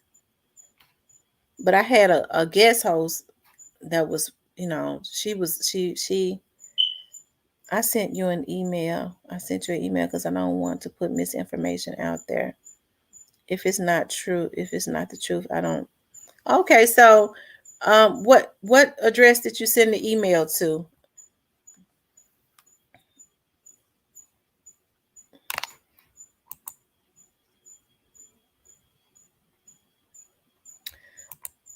What do I think? You know what? I hear people talking about Mo3, but Mo3, is it Mo3 or Mo3? And that was the first time that I had ever heard about Mo3. I see another young lady who and her commentary is really I can't think of her name.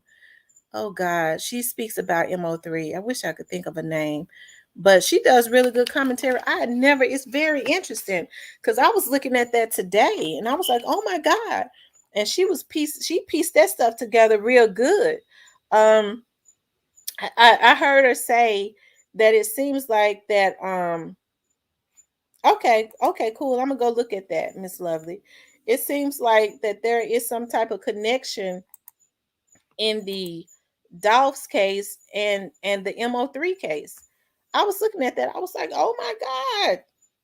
I was like, oh my goodness. I wonder. I wonder. I mean, she pieced it together really good. He was a rapper from Dallas. Yeah, I was looking at that today. I was like, God, um he was signed to Empire. Am I right? He was a rapper that was signed to Empire. Just from what I could see, just from um looking at her commentary, it appears that he was set up by some of the people that was around him. Yeah, it appears that he was set up by some of the people that was around him.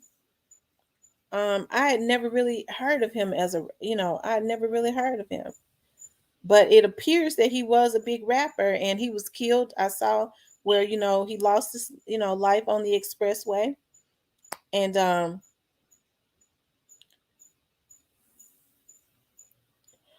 I thought it had been solved. Is it still cold? Yes, it went cold. Yes. I thought it had been solved. I thought so no one has been arrested for his no one has been arrested for his stuff, for his murder.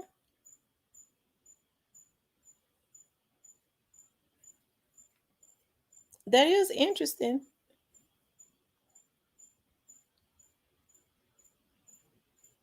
That is very interesting. You know, um I don't know why my mind go blank. I'm gonna think of her name in a minute. They named a street after him also in Dallas. Oh wow. They were saying that his situation and Dolph's situation was very similar. Yeah, it's best to get out of the hood. You're right.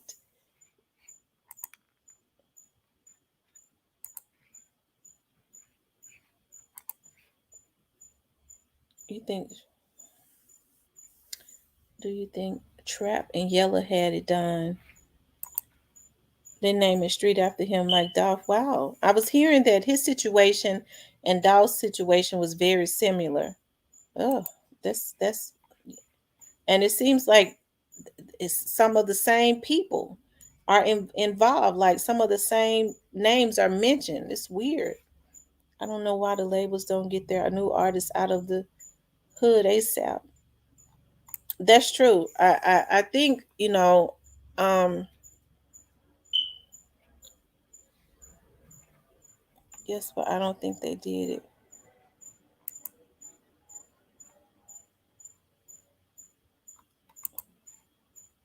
It's been a year. Oh wow.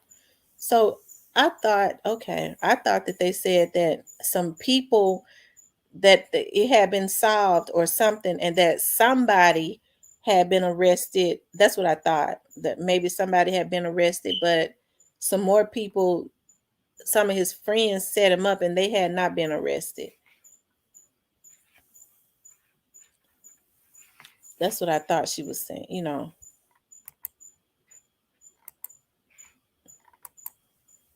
Oh wow. That's terrible. That is, and you're right. These rappers are gonna these labels are going to have to tell their artists, yes, the guys are just fall guys, I think. Oh wow. These labels are going to have to tell their artists to stay out of the hood. Because one thing about it, going back to the hood, the people that are around you, you think that they're happy for you. Because you think about Dolph, even though he was helping people. See, people like gifts, but they don't necessarily like the gift giver because they are jealous. They become jealous of the gift giver. Even if you're trying to help them, they can't see past their jealousy, because if you helping them, they still want what you got. They don't necessarily want to have to do the work you did, but they want what you got. They want to be on your level. So even if you're breaking bread with them and helping them, it'll never be enough, because you can't please a person. You can never really help a person that wants your life.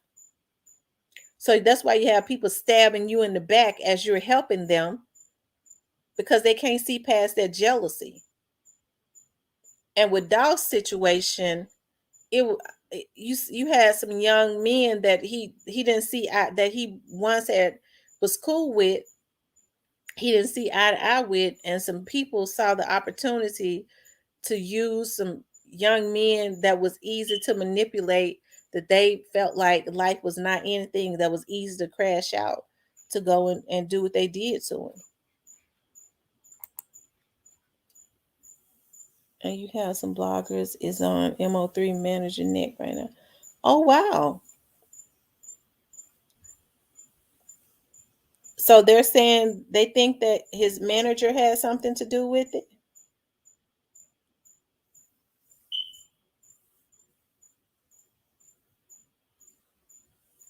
So people are saying that they think his manager has something to do with it.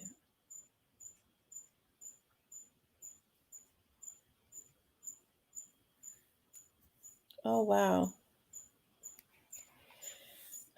But if you think about it, a lot of these, because I think one of my concerns as far as the Doss situation, because this is something that I don't know. How did they know he was going to be at that cookie shop? Keon White and Damon Brown.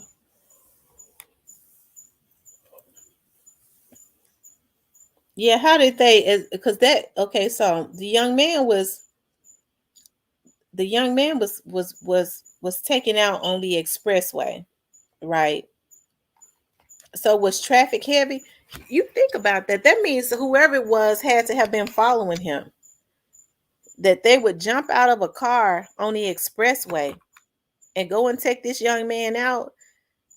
It sounds like a setup to me. That means he was being followed. He was definitely, being followed, or somebody did something strange. How did they know he was going to be stuck in traffic on the expressway? And that was a bold. It seemed like to me that that was a hit. You don't want to kill somebody. You want to do something to somebody so badly that you go and take them out on an expressway, I don't think that was anger. I think that was that was paid. That person was paid, whoever it was. So I'm guessing, because I don't know a lot about the MO3 case or Mo3 case. So what I'm guessing is some people was arrested, but the people that probably wanted him gone have not been. Is that what you all are saying? Who would have the most to gain from him, who would have the most to gain from him being gone? And then too, it's easy if he was affiliated with any types of gangs, it's easy to write it off as gang activities.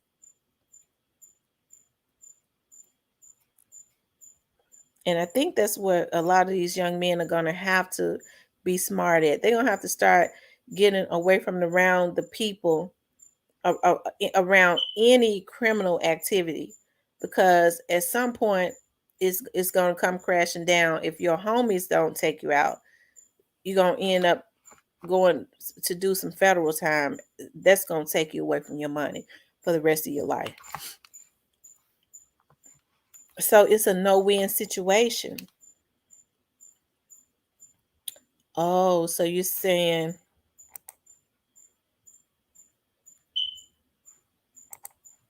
his manager was the last one that talked to him? Yes, it was a lot of people in on it. Oh, wow. So okay, so you all are saying his manager, what was there any known, did anyone know of him and his manager having problems? Like, was he getting ready to fire him? Does anyone know that or something?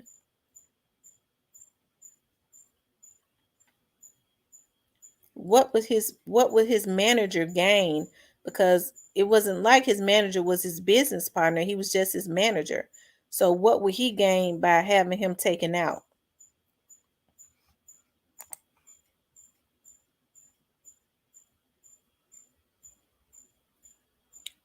You think Rain was playing both sides? Hmm.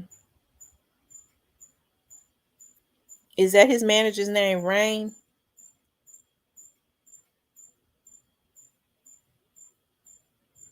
So when you say he was playing both sides, so evidently he was into it with another group of young men.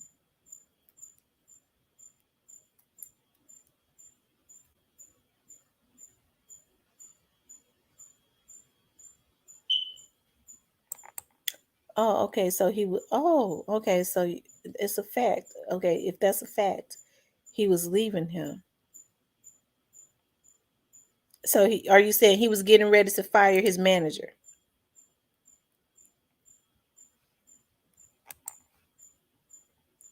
They said he was for the sign with.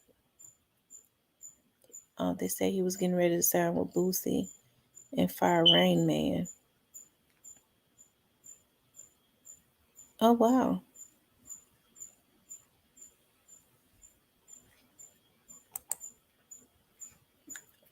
Hmm. Oh, wow. And so that angered him, and he would. So let me ask this again. Even though, okay, so even though you all say he was getting ready to fire him, and I know people get mad and get vindictive, what would he have to gain by taking him out? I'm trying to get to the bottom line. What would he have to gain? Was there anything for him to gain?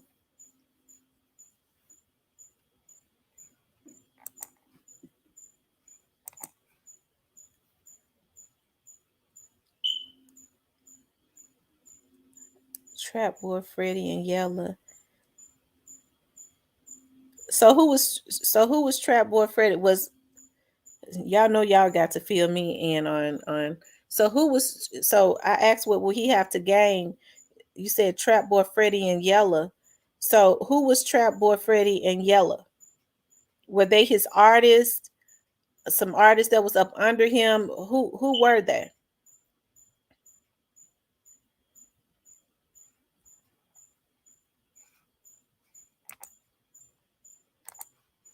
He was firing him. The reason I don't know. Okay. Well, if he was firing him, it had to have been some issues. He was their ops. Okay. Think because he helped him from the bottom. Oh, wow. So y'all think he got angry about being fired and just vindictively wanted to have him taken out, made access available to him gave his location to his oppositions? That's what you all think? Because he was angry? Okay. Well, I can't say that's far fetched because there's a lot of these men act like little girls now, as far as they can't control their anger. Not all men. Men, don't be getting mad at me. I'm just saying they do emotional stuff like that. That is very detrimental, which would be, and women don't even do stuff. No, let me not put that into the atmosphere. But it's a lot of men doing emotionally crazy stuff now. But that would be very evil. He was their ops. I think because he helped him from the bottom. Who helped him from the bottom? The manager helped MO3 from the bottom.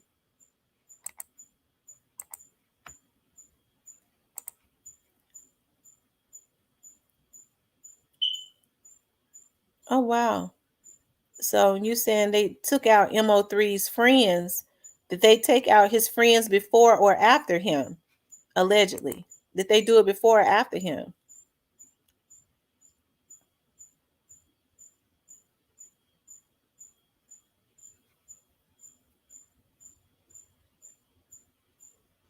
Oh, wow. Hmm. And he was signed to Empire. Am I right?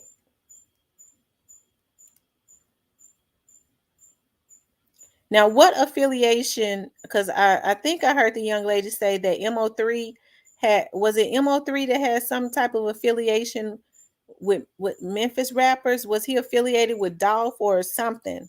It was some type of affiliation with Memphis rappers. Does that mean no more money for him for rainwater? Hmm.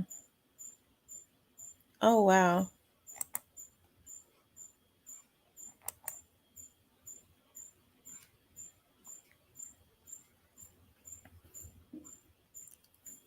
Oh, wow. If it was true that he was getting ready to fire him, I wish somebody knew why he was getting ready to fire him. That would probably, you know, before. Okay, so they took out his friends before.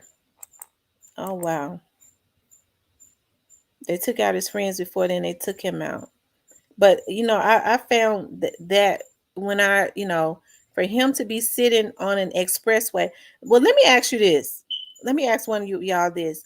So if he was sitting on an expressway when he was taken out, um traffic must have been backed up on the expressway. I hear there's a video. Maybe I need to go look at it. Was traffic stopped or backed up on the expressway?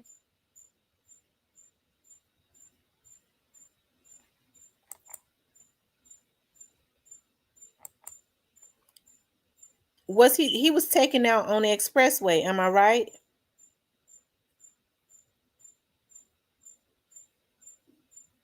Because I guess I'm just trying to understand how, if you're on the expressway, how was they able to get to him? Did they pull up beside him? Maybe I need to go look at a video. For those that are just coming in, I just dropped the link if you would like to come up if you have something to say. Um, they're talking about MO3 right now. If anybody has any, have anything that they want to say about that situation, I just dropped the link in the comments. You could definitely come up.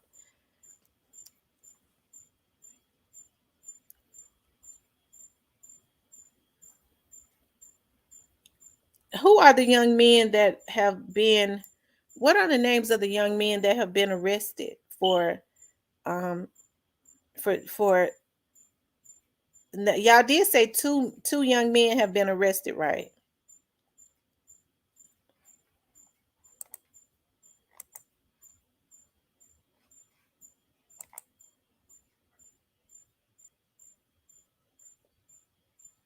Oh, okay, I see. Hmm. Okay, so he was playing, so you all are saying he was playing both sides and keeping up mess.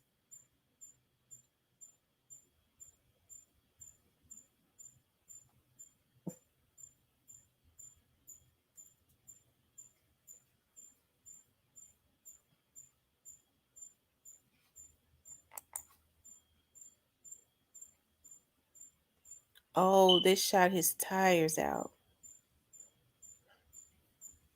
I see. So I guess in order, how did they know he would be on that expressway? Because that's a bold place to go. You're talking about the expressway where cars are going really, really fast. Um, Now y'all got me interested. It would all boil down to, how did they know that he would be there? Who told them that he would be there? So Keon White and Devin Brown were the two men that was, these are the two men that was convicted in his situation, in taking him out.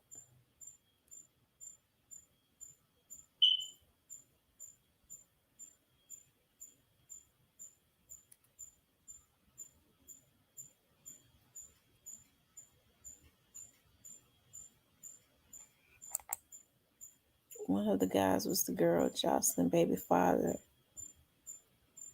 that's locked up. Let me ask you this. Have they already had a trial and was convicted? Or are they awaiting trial?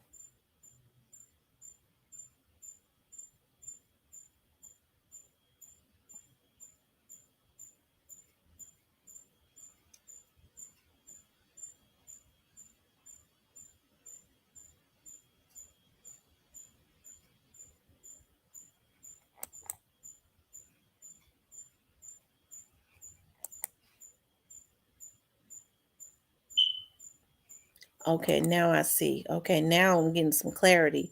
They followed him from the girl's house. Okay, I see. Because I was trying to figure out, how did they know his location? Because that would have been a key to everything. Okay, now see.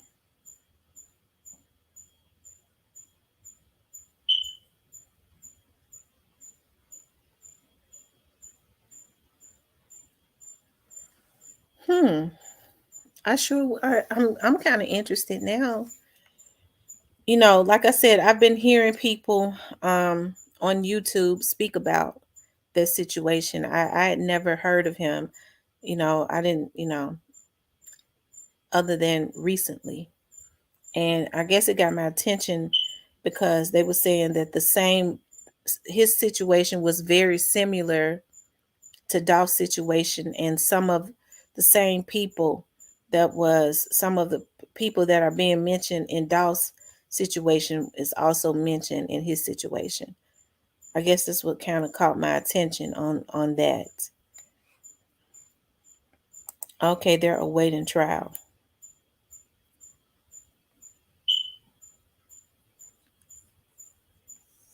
Okay. I wonder,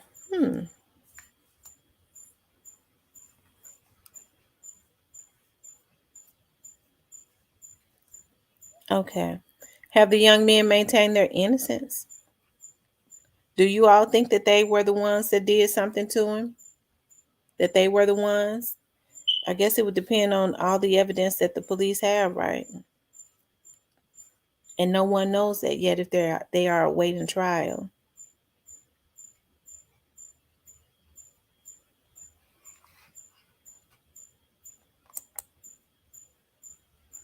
For those who are just coming in, please hit the like button, and you can also subscribe if you would like to. I dropped the link if you would like to come up here if you have something to say. It is open discussion tonight. You can definitely come up here, and we're just having open discussion tonight. Some of the young ladies in the chat was talking about the rapper Mo3. Um, yeah. Before that, we was talking about Young Dolph. Um, we was talking a little bit about Young Dolph. Yep. I hope at this point, though, you guys, yeah, it is. It seems like that their situations are very similar. It seems like their situations are very similar. But at this point, guys, I hope that these rappers wake up and see that they're being used to just take each other out, to kill each other. You know, I can't understand. It could be the reason why, like I said, here in Memphis, a lot of these folks are on that lean, and they are on that on heroin pills.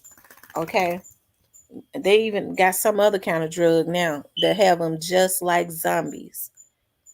So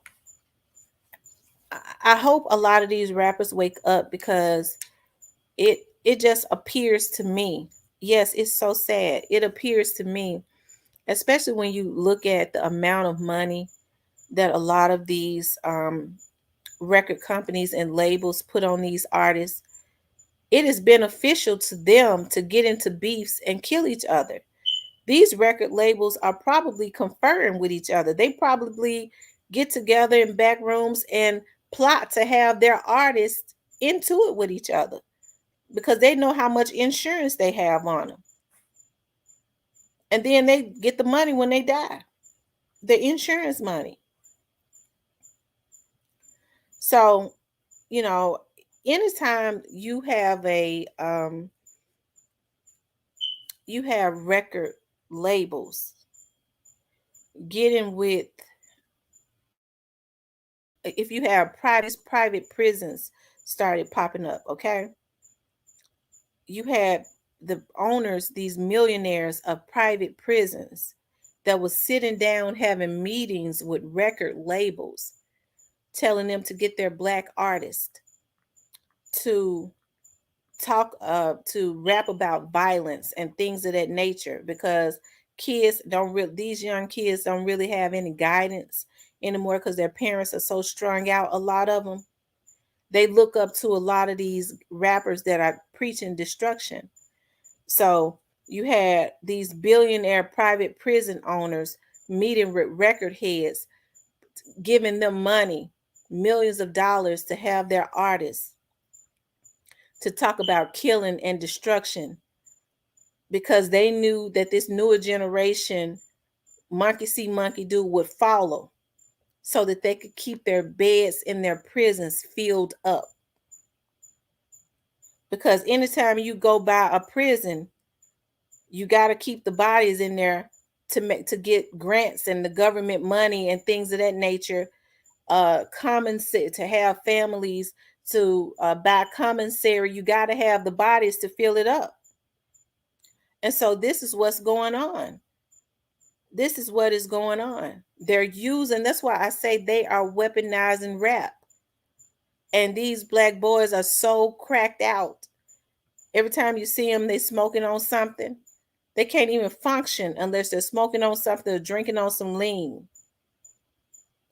And that's how a lot of these record heads and the powers that be want them to be, because as long as they are stoned, they never wake up. And when they do wake up, they wake up deceased, because a lot of them get taken out by the time they start trying to wake up. Like I said, there is, child, they have insurance on them. Yes, they do. They have insurance on them. Perk 30, Perk 30 is the drug they are taking. That's sad. I can't understand, like I said, um, I just can't understand, even with this weed. I've never, I guess because I've always worked for government agencies and things of that nature, I've never smoked. I'm not a smoker anyways. I'm allergic to smoke. I guess that's the good thing. But I can't understand. I don't have anything to do with what people do, but I would have been scared of weed the moment they made it legal. The government gonna make weed legal. I would have been scared at that point to even, if I was a smoker, I would have been scared at that point to smoke it, because you got to know at this point it's not a herb. It's not a herb anymore. And they're growing it in laboratories. How could it be a herb? It's a chemical. And that's why, and I think whatever they're putting in that chemical, it makes the brain want something more. That's why when people start smoking weed now, if they smoke it so long, it don't get them high anymore. And it makes them want something stronger. Okay. But,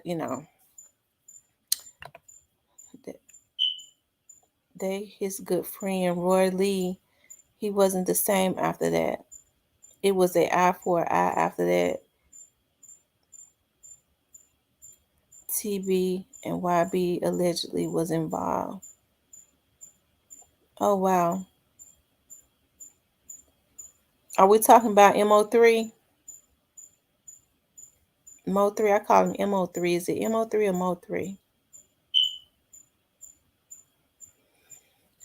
So it sounds like to me a lot of these young, talented men are being set up. They have snakes around them from the beginning, and they are really being set up to fail. Because if you think about a lot of these artists that have been taken out at this caliber, and it's all similar, they really ain't. There's nothing different.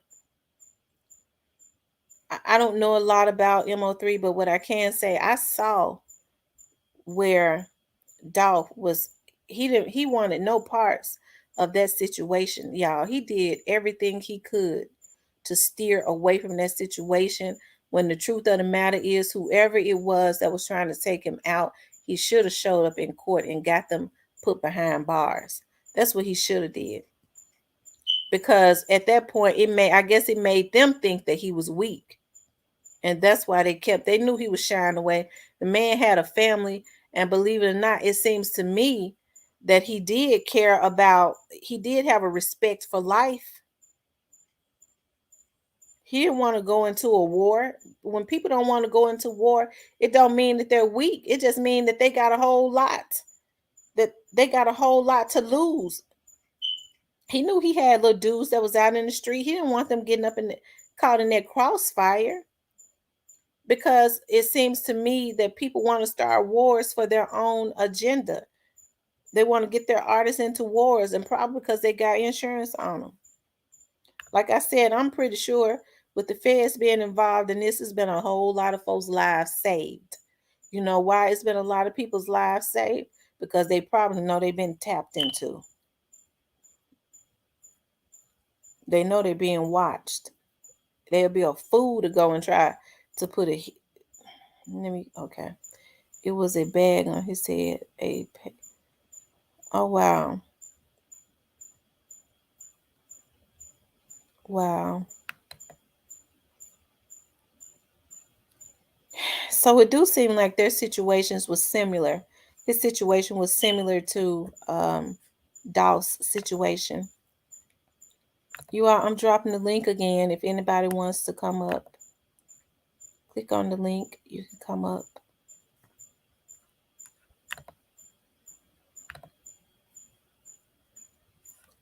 Make sure you subscribe to the channel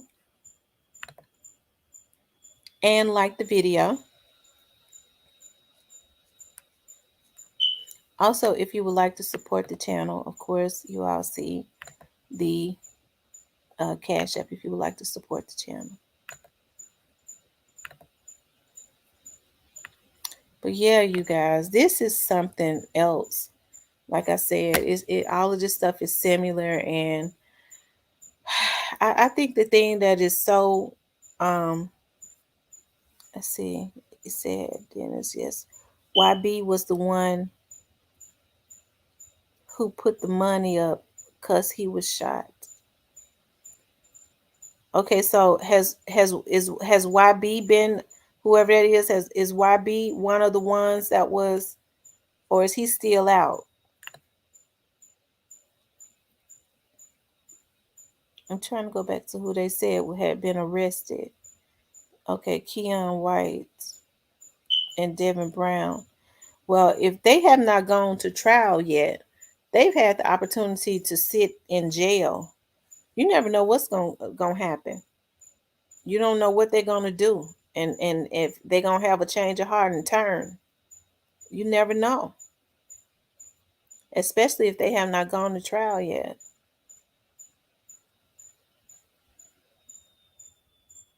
You never know. But yeah, his situation does seem similar. Mo3 situation seems like it may be a little similar to Dolph's situation, except for I honestly don't know if if Dolph's, whoever Dolph's manager was and his business partner, I don't know of them trying to set him up. But now it's so many young little kids getting hurt in Memphis behind it. I think allegedly, yeah. Somebody posted, I believe today, that a young man was sitting on his porch and he was about 19 or 20 years old in South Memphis, and he was sitting on his porch and somebody went and took him out. He's just sitting there on his porch. So that's why I say, y'all, I'm not opposed to the National Guard coming in, because there are a lot of parents that are not handling their children. They are not handling their kids.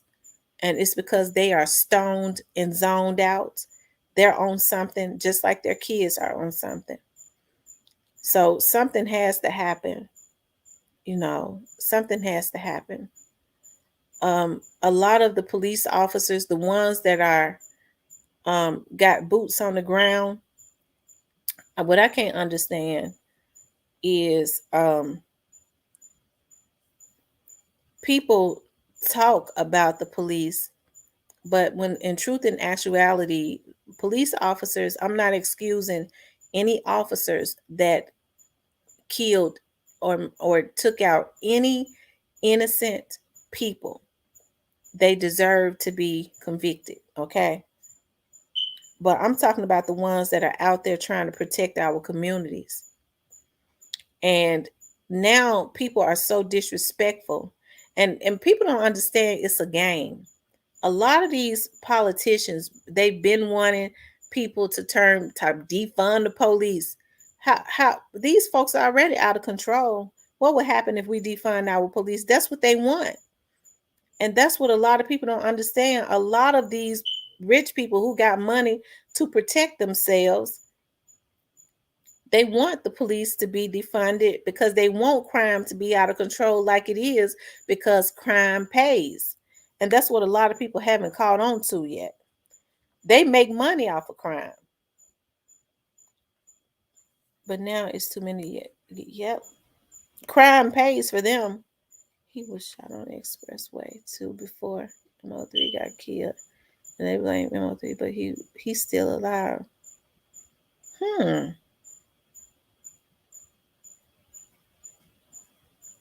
Wow. That's an interesting situation. Now, how old was Mo3? That's why I say, y'all, with these young men, it's going to have to be some type of resolve. There's got to be some type of resolution. There is no reason, if you're making more money than you've ever made, it ain't no reason for you to be beefing. It just ain't no need for it. That's why I say a lot of these labels are going to have to be sanctioned. A lot of these label heads are going to have to look at being sanctioned, fine, and a lot of them just flat out, each and every time their artists do something or they promote violence, there has to be some type of repercussions and penalties. When they start losing enough money, trust me, they're going to change their tone, because if we enjoyed rap back in the day without all of this stuff that's going on now, that can happen again. Trust me, this was designed. And it ain't hurting nobody but the black community because it only happens in our community. No other genre of music or race does this. It's not even advised or promoted. They would never promote that type of stuff in another community. They only do it in our community. And they understand that black people are so impoverished that they that a lot of us go for anything. But like I said, for the life of me, what I can't understand is you have artists that come from nothing that allow record companies. They partner with bigger record companies and they know what they're doing. They're making them the face of promoting violence. They give them big contracts, make them the face of promoting violence or promoting any agenda. Any agenda. They're using somebody right now to promote that it is not good to be independent. He's going to be the face of that. They use any and everybody. They get one black person and give them some money. And they use them to keep other black people in bondage.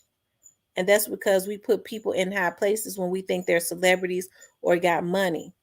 We say, well, our kids need to be looking up to them. Like I was saying last night, your kids ain't got no business looking up to nobody that ain't paying your bills in your house.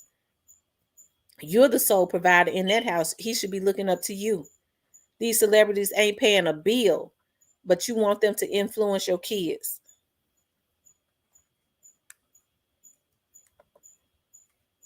Yes, and black people are failing to the new open carry law. Yeah, they gonna have to put a lid on that. I often wonder about where these young kids getting these guns from. I believe that they are being given to them, and I really believe just like they was dropping off those weapons in Chicago, they dropping the same type of people dropping the same type of weapons off in every hood.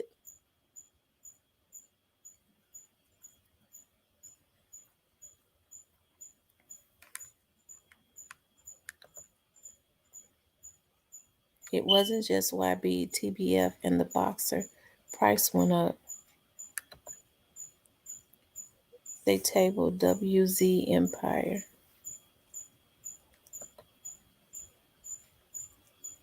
Okay, so MO3 was in his 20s.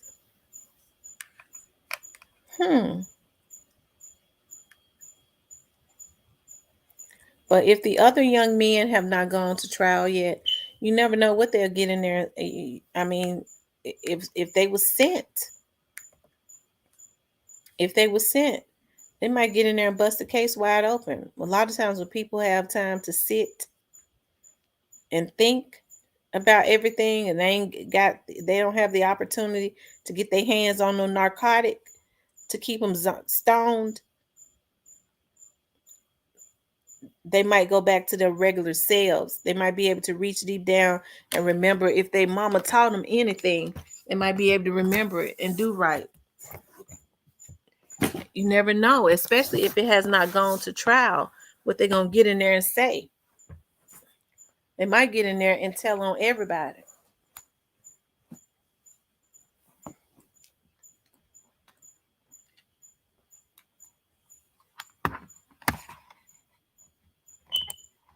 Yet they may get in there and tell on everybody. But I'm going to take it up on myself to just go and look at, what happened in that case. Because like I said, I guess it caught my attention because they were saying that what happened to him was similar to what happened to Dolph. And they were both signed to Empire. And some of the same people that was mentioned in Dolph's situation was also mentioned in this particular situation, in this particular case. So you know, and let me ask you all something. If okay, I'm remembering now. Shundell was from Memphis, but he had moved to Dallas. Straight Drop's driver.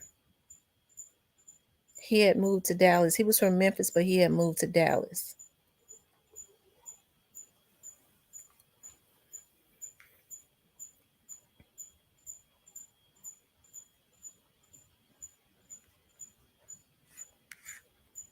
Hmm. So do y'all think that that Straight Drop is going to do y'all think that Straight Drop is going to talk? Like I was saying last night, Straight Drop has a lawyer that's good with getting good deals for his clients. He has a way of getting them to preserve themselves. I've been saying that.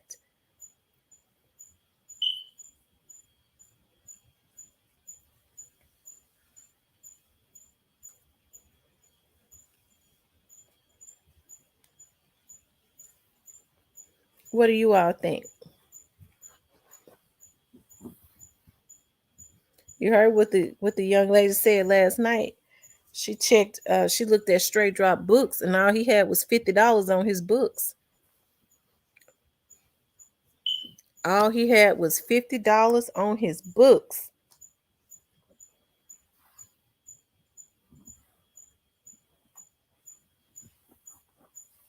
Y'all know they did him in. Ain't no that means ain't nobody. That means he went in with what he had on him when they got him. That's what he had in his pocket when they got him.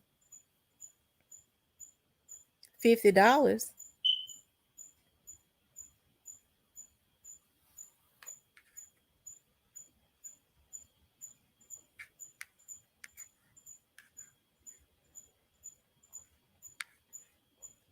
But what I'm gonna do is I'm gonna look at the I'm gonna go and read about the MO3 case because, like I said, I'm not really that familiar with that situation. I'm gonna go and look at it and yeah, I'm gonna just read about it. But like you were saying, a lot of people, and I think the young lady was saying she thought that maybe his manager had set him up. But like I was saying, I want, even though he was going to, you all are saying that allegedly he was going to fire his manager. Has his manager did any interviews speaking about the situation, or has he been quiet? Do you all know if his manager has done any interviews speaking about the situation?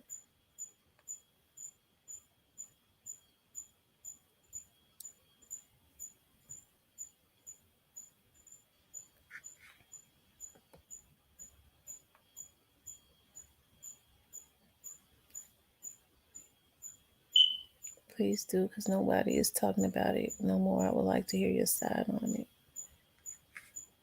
So his manager did. Okay, yeah, I'm gonna read up. I'm gonna read about it. I'm gonna go and pull some stuff and just kind of scratch the surface on it.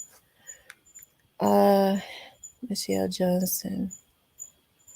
Yes, he did. So his manager did. Like I said, I heard the young lady say that she allegedly she felt his manager did, but like I said, that's just allegedly, and what would his manager have to gain? You know, meaning like did MO3 own all of his um trademarks and stuff like that? Like who was his paperwork and stuff right? Did his family get his things after he passed away, or did it go to somebody else?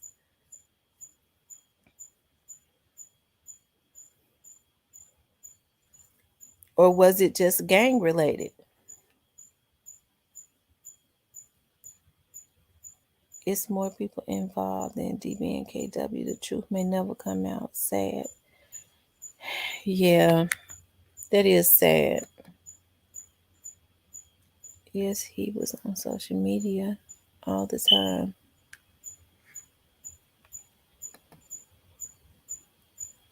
We don't know that. Okay. Oh wow. That's sad. Like I said, I hate to see so many of our young men just being gunned down.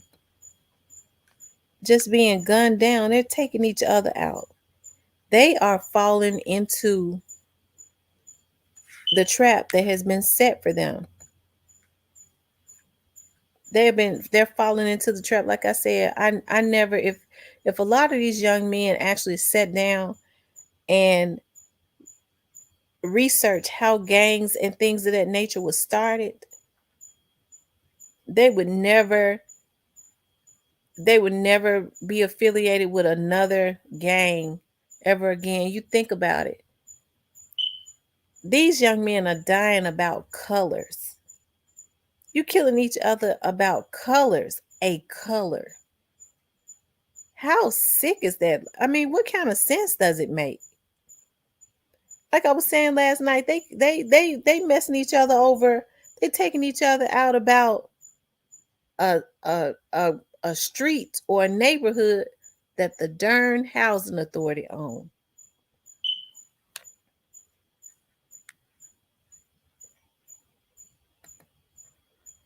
Yes, he was on social media all the time.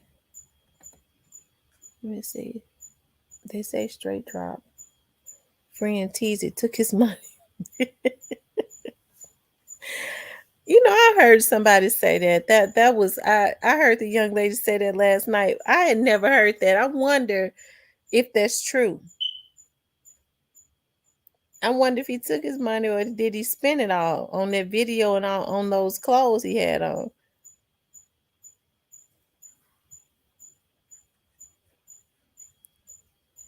Wow. For sure nobody is, if he only had $50 on his books, like the young lady said, he only had $50. That means that's probably the only amount of money he had in his on him when they got him. MO3 has children, girl and a boy. Okay. So they should have been the heirs, right, to everything he had. If his paperwork was right. Miss Lovey, yes, he did a lot of them.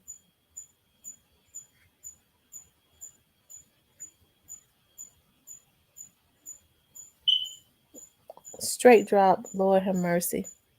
They say his friend ran off with his money, but that's a rumor, right? That's a rumor. But it looks like a lot of it, I mean, hmm, it's a rumor, but I mean, I wouldn't be surprised if he's, you know, if it's not true. It seems like quite a few people have turned their backs on him because, like I said, now people are scattering out because they're trying to cover themselves, and that's sad though that they would, you know, encourage and send a young man out to go and do something so silly, so crazy, and take this young man away from his family.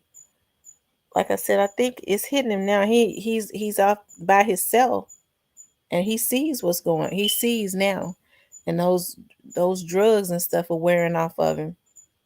You know, like I said, it's a sad thing. Um,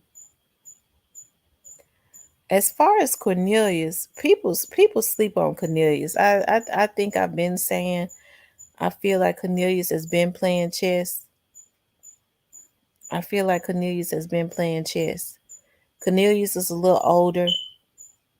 Um, he understands self-preservation a little bit better. He do. And if his family is if his family is the one that's helping him, I'm talking about his blood relatives, they're probably encouraging him to do what's best for himself.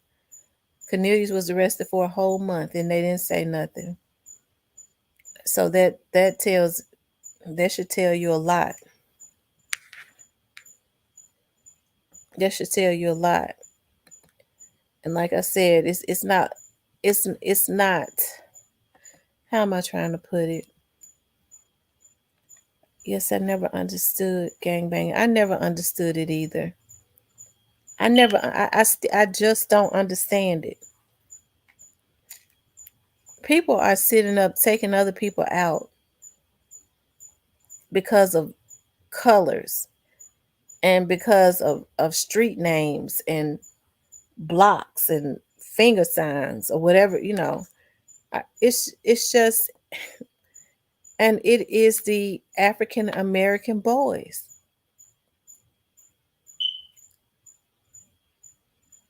It's the African American boys. Like I said, they don't go that hard for their own family. A lot of them won't even deal with their own children. Having kids young and won't even deal with them. But they go and ruining their lives and taking other people's lives for a group of men. And they call them their family. That's completely screwed up. That's why I say our kids got to be guided right. And I know it's not easy to move sometimes, but a lot of parents, and I've known some to do it, when their children, when they're in an area that's gang infested and there's peer pressure, they take their kids and they get out there, they do whatever they need to do, and they move to another area, even if they have to move to another state. Because a lot of times kids join organizations when they are outnumbered in neighborhoods that are gang infested. They do it for safety reasons or because they are scared. They're scared to be the one to stick out like a sore thumb in a gang infested area, and that's a sad thing. Because if these young men, it has not registered in their mind that they're in organizations and they see it every day that people are being taken out, but somehow people have been able to brainwash our children like it's an honor to be taken out. So now they're going around talking about, I don't care about being taken out. I'm gonna go out like a G. They don't even care about their own lives because they put this stuff on TV and they market it to our children and then they mimic that mess. You got young adult men mimicking that mess. It ain't nothing for they ain't thinking about their families, how their mother is left to mourn, how their children are left to mourn.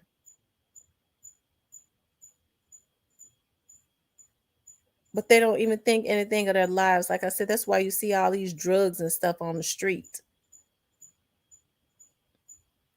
Because if they keep them stoned, they make weed. It's supposed to be a herb. Ain't nothing no herb that's grown in a laboratory.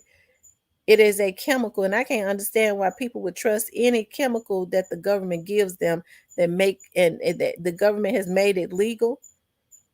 I wouldn't trust that, period. Just like what they do with this medication to keep you addicted. You think they're gonna legalize something that they was jailing you for, and it's supposed to be beneficial to you, especially black people, and they market it to black people?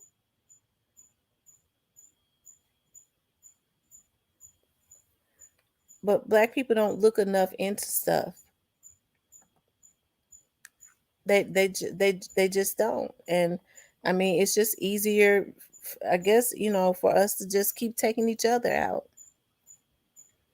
because that's exactly what happened. That's exactly what's happening. You know, that's exactly what's happening. And then when they are sitting in down there at 201 Poplar, just like the straight drops and them drugs and stuff wear off, they're able to think clear when they see that they are there alone. $50 on their book, like the girl said, straight drop. All he got is $50 on his book. Um, and people have changed their phone numbers. And he's not the first person that has happened to. That's what happens. That's what happened to all of them when these young men are sent out. But before they go in there, they gas them up. You a G, he ain't no rat. Because they got to be reassured that you are going to go in there and do life like a champ and never implicate them. Because even though they can put money all on top of their head, they couldn't do a day, especially not Fed time. So they gas you up to go do it. And then because you don't want the jacket of being a rat, you go do somebody else's time. I just don't understand.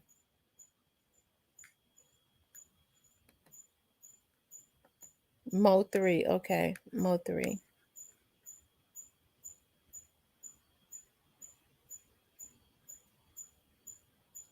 And that is what is happening.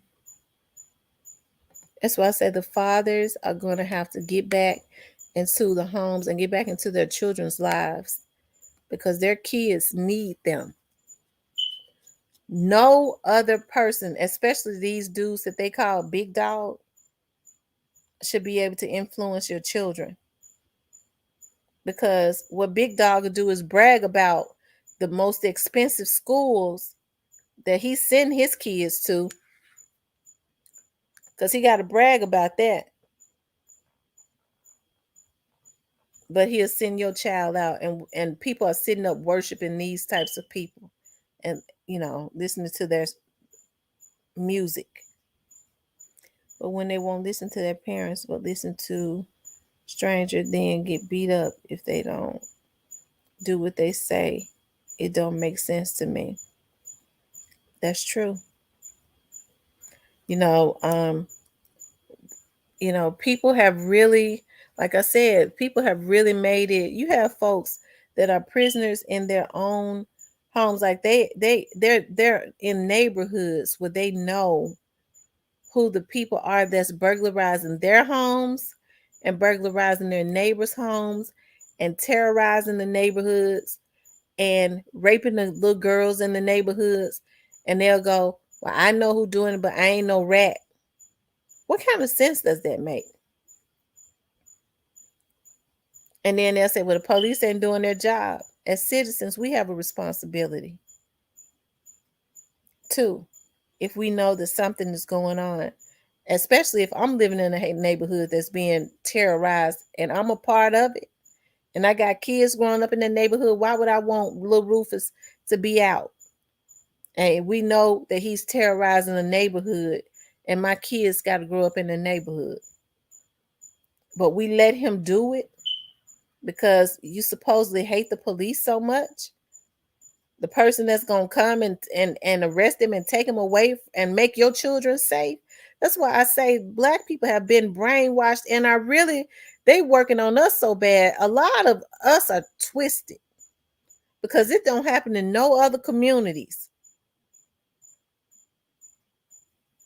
A lot of us are twisted. Like I said, when I working down there at that police department all those years, I've seen some real heinous stuff. And we sit up and we protect the wrong people. I'll never forget that a young lady had moved a man into her home. She didn't know him. She had a baby that was about 5 or 6 months old. Might have even been 4 months old. And she moved this dude that she had not even been knowing that long into her home. And when she moved him into her home, she was working and she would leave her baby that was not his child there with him. And he decides, because he's sick and she didn't even know nothing about him. This is a baby that's 4 or 5 months or 6 months old. I forget the exact age. He decides that he wants to rape the baby. I don't know if I could say that. I know it's certain words you can't say on here.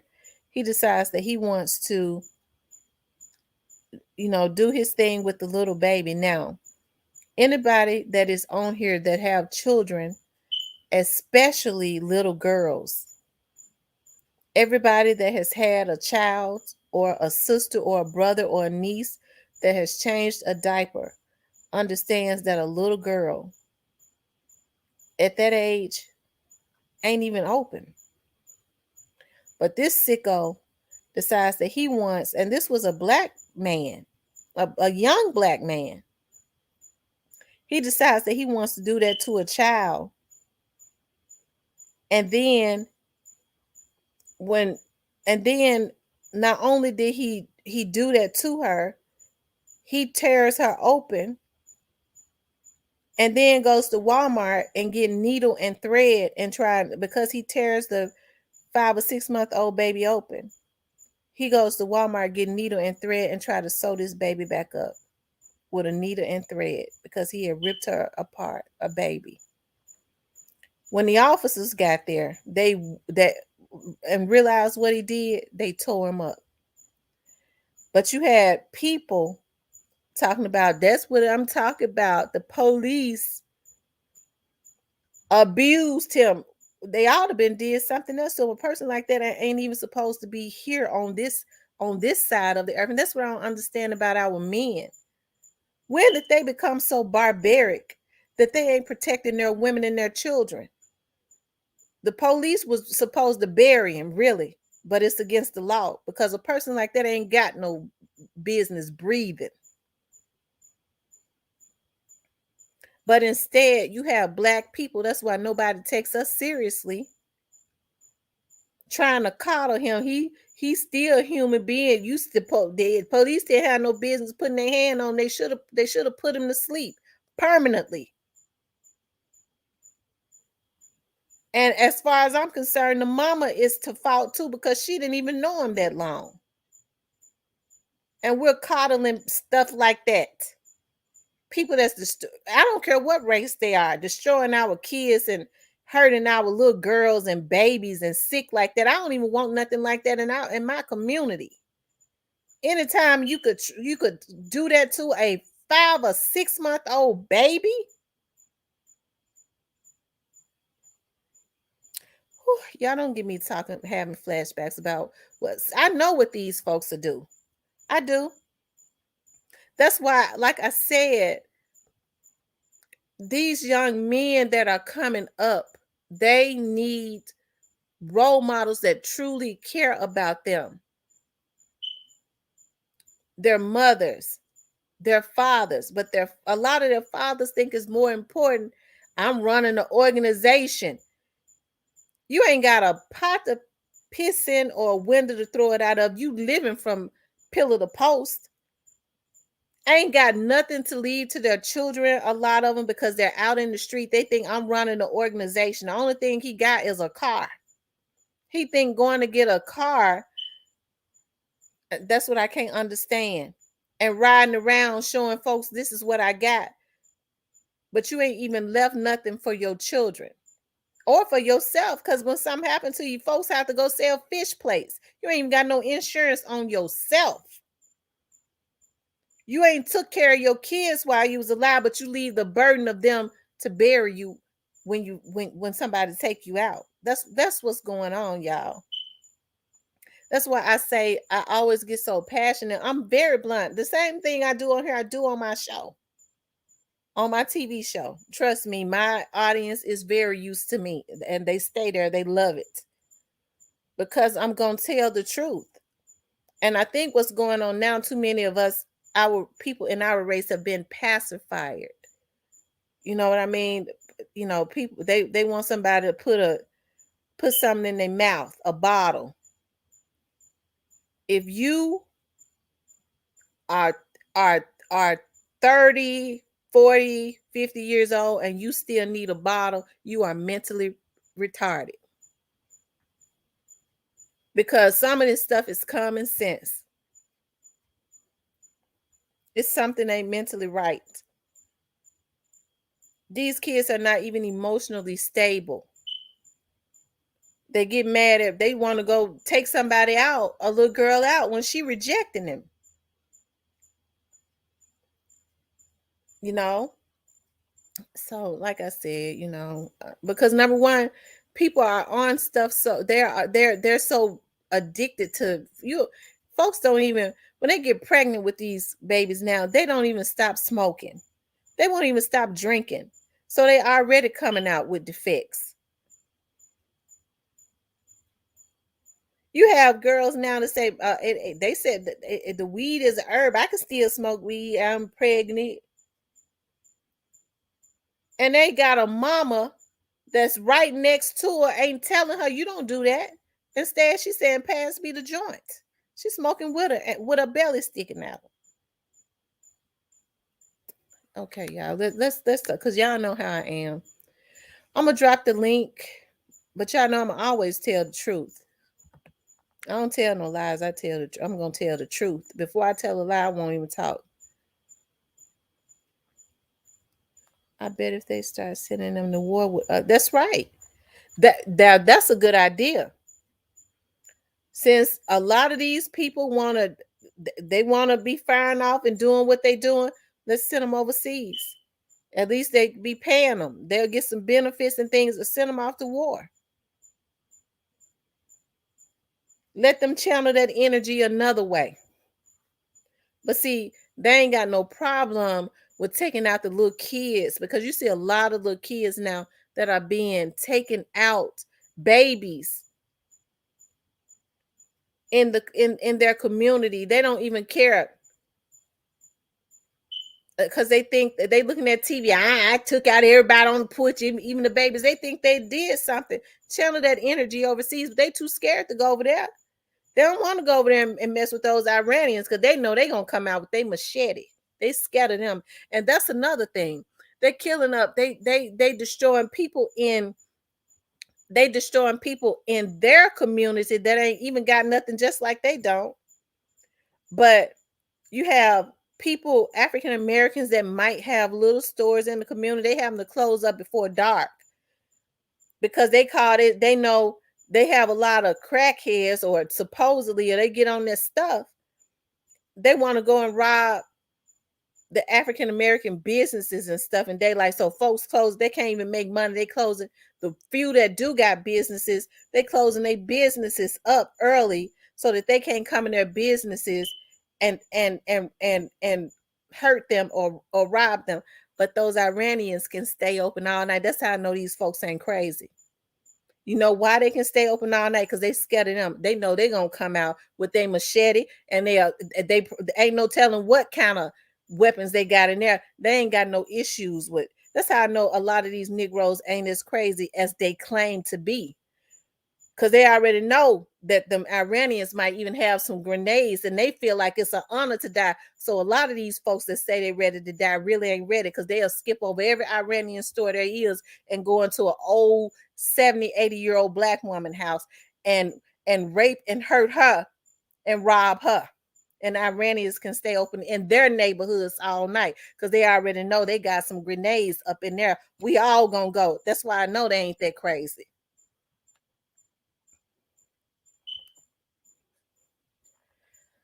How many allegedly in the Young Dolph murder do you personally think will get life sentence besides the alleged shooters?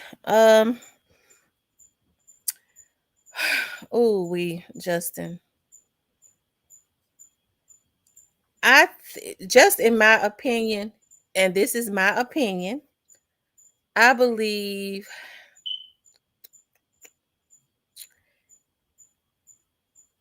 there probably should be 3 more, but I believe at least 1 more.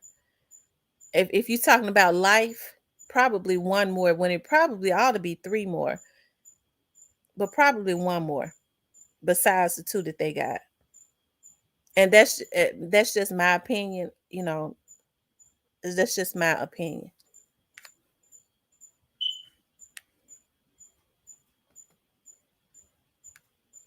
Probably should be a lot more, Justin.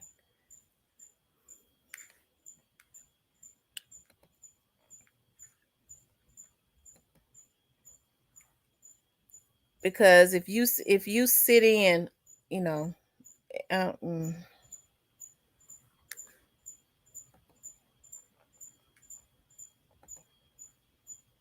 it started for YB and Roy having words. Roy just jumped at the club, went downhill. Roy got shot in the leg and died from blood clot complications.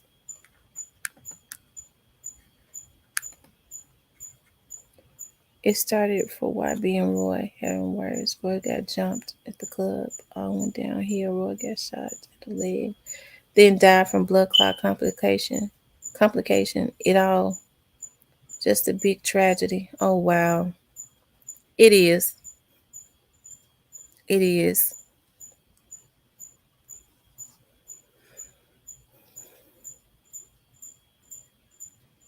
It is.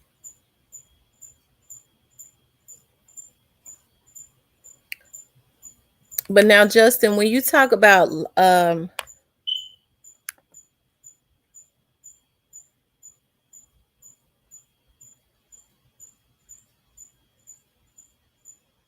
get you a battery for that detector. And you know what's so funny? I've changed. I have. I think it has an effect. I'm gonna get a new one. That's what I'm gonna do. Get a new one. You're right. I do. And I've put a new battery in it a couple times. So that lets me know that it's just something wrong with it, period.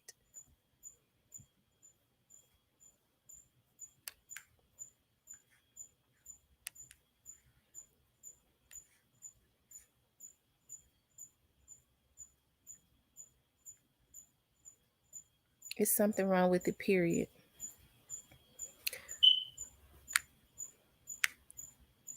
But yeah, it would. I mean, just from scratching the surface, it does kind of look like the Mo3 situation and the Dolph situation.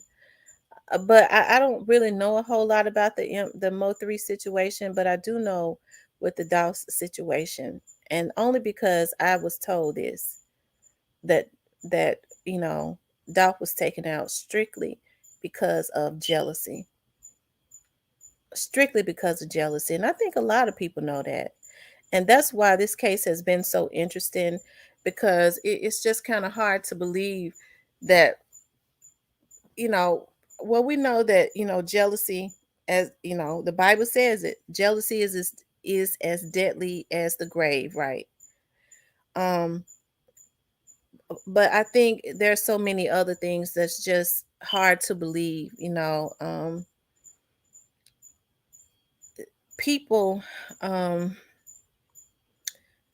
you just, especially when people may have so much going for them, and um or have so much potential. You just wouldn't think that they would even want to, and I'm just talking about anybody, do even be involved in anything like that. They are training young kids to go to work overseas.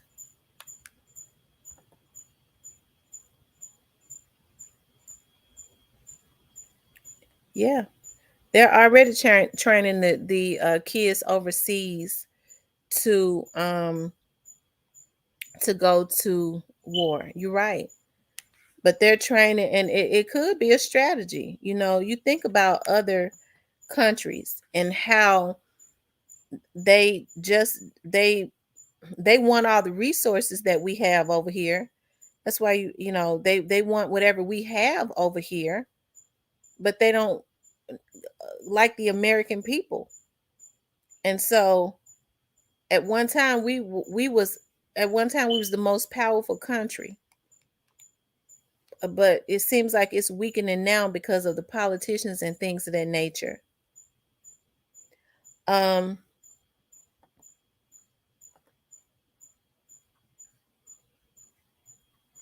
but it could be a strategy, you know, to have, I think it is to especially to make African American men extinct, um, because without the African American man to protect their women, maybe they feel like it's easier to get women to submit. But I just hate that a lot of the black men don't know their worth.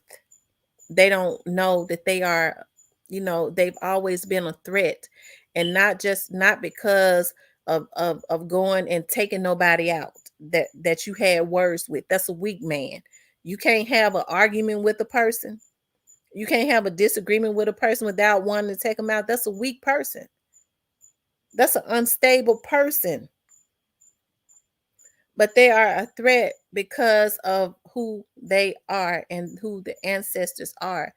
They have been weakening our people. That's why it seems like every time African American people start to become conscious about what's truly going on and what's truly being done, some type of drug is incorporated.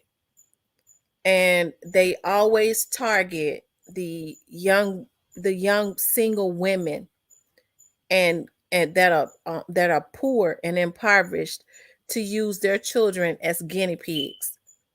And Black people haven't caught on to that yet.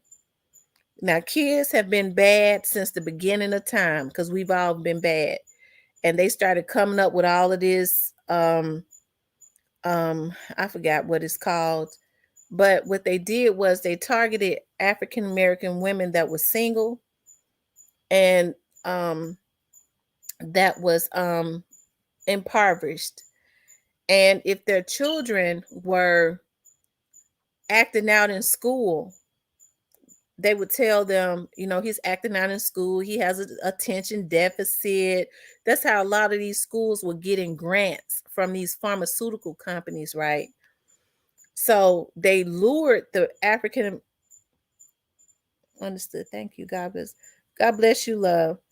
They lured the African American woman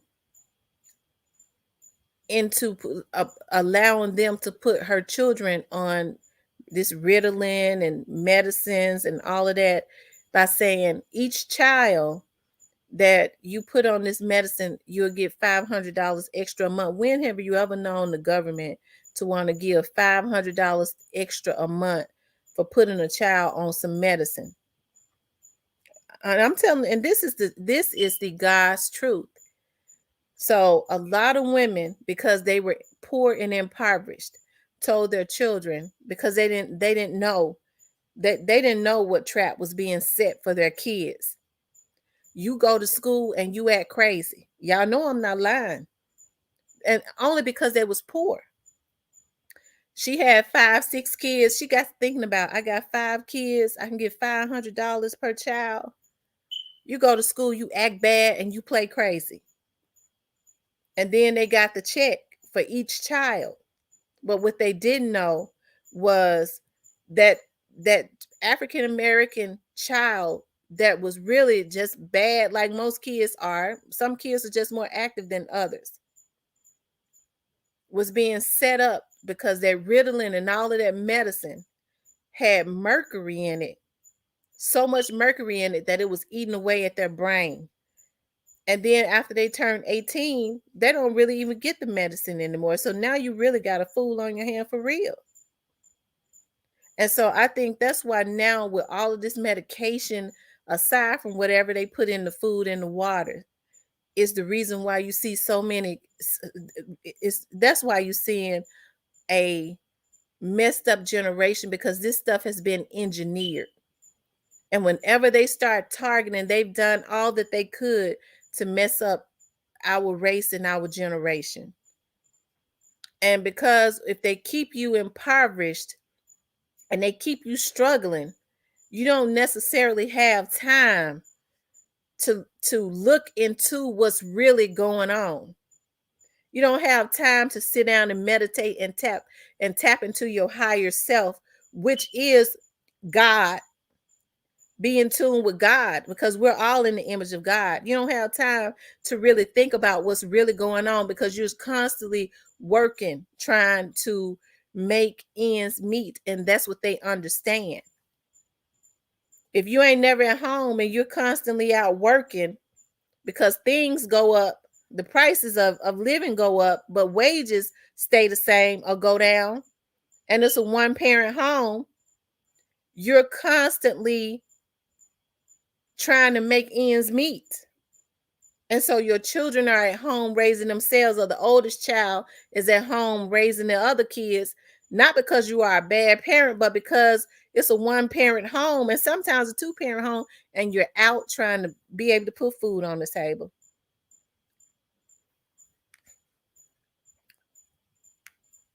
let's see, it says Willie Lynch keep dark skin against a bright skin, keep the man against the man, keep the woman against the men. 500 years. Wow, I think people should read that book, that Willie Lynch, because it is that Willie Lynch syndrome is alive and well.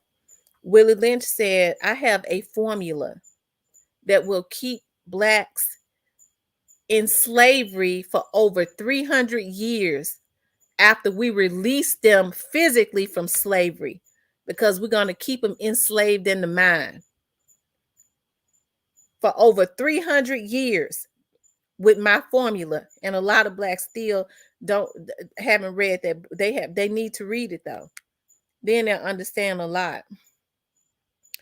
One last thing, and not to make you change or to jump subject, but the whole Dolph situation would be in the very best future, or we waiting on years for convictions.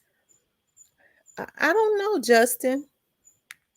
I don't know, because as I said before, with the Dolph situation, you have the Memphis police and the feds are working with them. And we all know with the feds, they're very unpredictable. They're always very silent. They go silent and then boom, something pop up. And they're always very perpetual. Things are perpetual because when they get you, you got, right? So I can't say, especially when you're talking about the federal, when you're talking about the FBI being involved. That's why I always say it's something more sinister that's really going on with them. And what I find with the FBI, even though they might work with the police department, they keep quiet, even with the police department. And they don't necessarily know what the feds are doing until they take them what they have. So you never know. It seems like to me it's I don't know.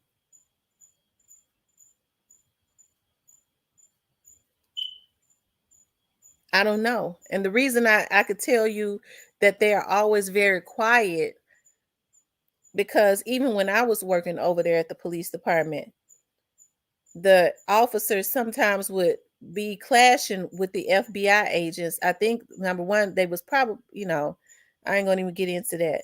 But one of the issues that they had was when they were working investigations, something similar to this, together, or they were supposed to be working it together, the feds were always very quiet about their investigations. And then they didn't necessarily let the local agency in on what they had until after they already had it sealed. After they had everything that they needed. That's just how they work.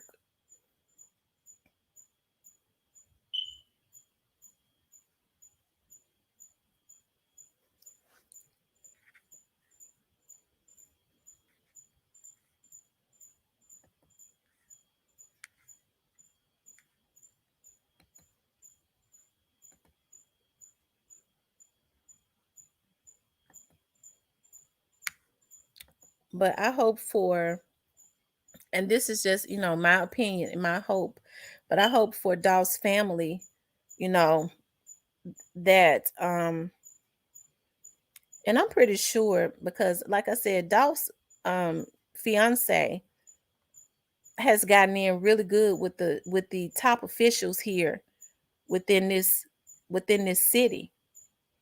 I think Dolph's fiance is even rubbing elbows now with the governor, because they are adopting that program too. So that's why when people were saying that, a lot of people took it out of context when Raven said, they got to solve the case because it's an election season. Well, she didn't say anything wrong. She was telling the truth. And the reason I say that is because, not because they got to pin something on somebody, but because when you're dealing with a case as big as this, and this is election season, this is the year in Shelby County that the Shelby County elections are going on. And what these politicians understand is that a lot of people are concerned with this case. I'm talking about as far as the citizens. If they feel like if they can all work together, that's why I say it's gonna be something big to make sure that what is done.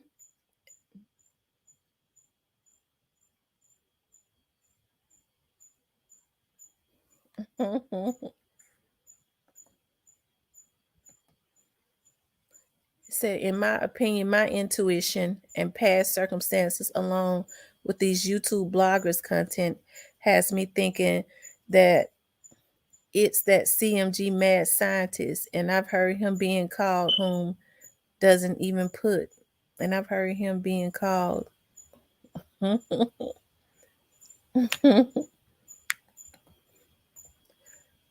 for his community or people of Memphis that had Dolph taken out. Hmm.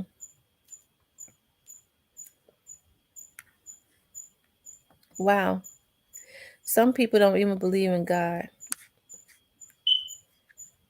Some people don't even believe in God. I know people who don't, and it was sad out their mouth.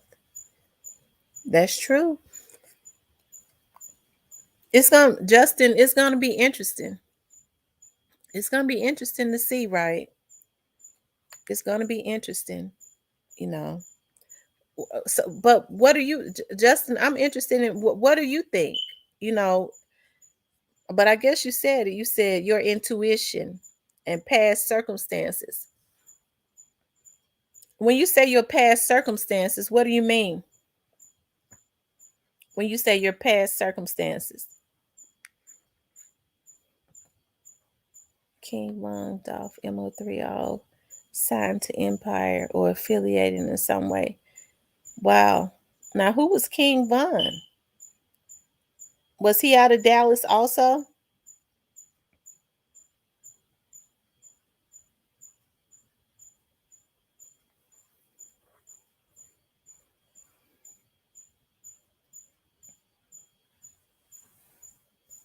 You all make sure if you haven't liked the video, you like and subscribe.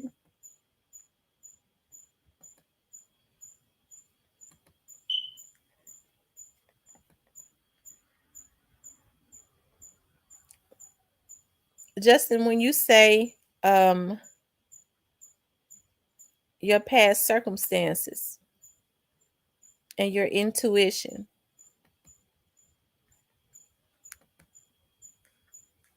if you believe that, why do you think that he would have wanted um to have him taken out? Why do you think he would have wanted him taken out?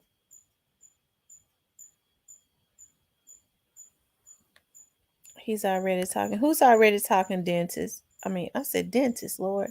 Dennis. Who's already talking? Some people believe. But you're right, Miss Lovely. Some people don't believe in God. They don't. I can't understand how they feel like they, you know, I don't understand some people.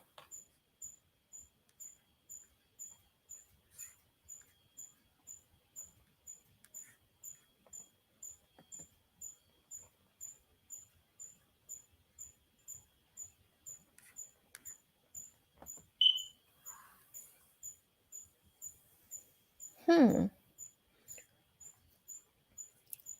You have a lot of people too, Miss Lovely, um, who will who's standing, and I don't mean no harm, but everybody that say even people, everybody that say, because there are some that are honest and say that they don't believe in God, but there are some that say that they believe in him and don't. They'll say that they do and they don't.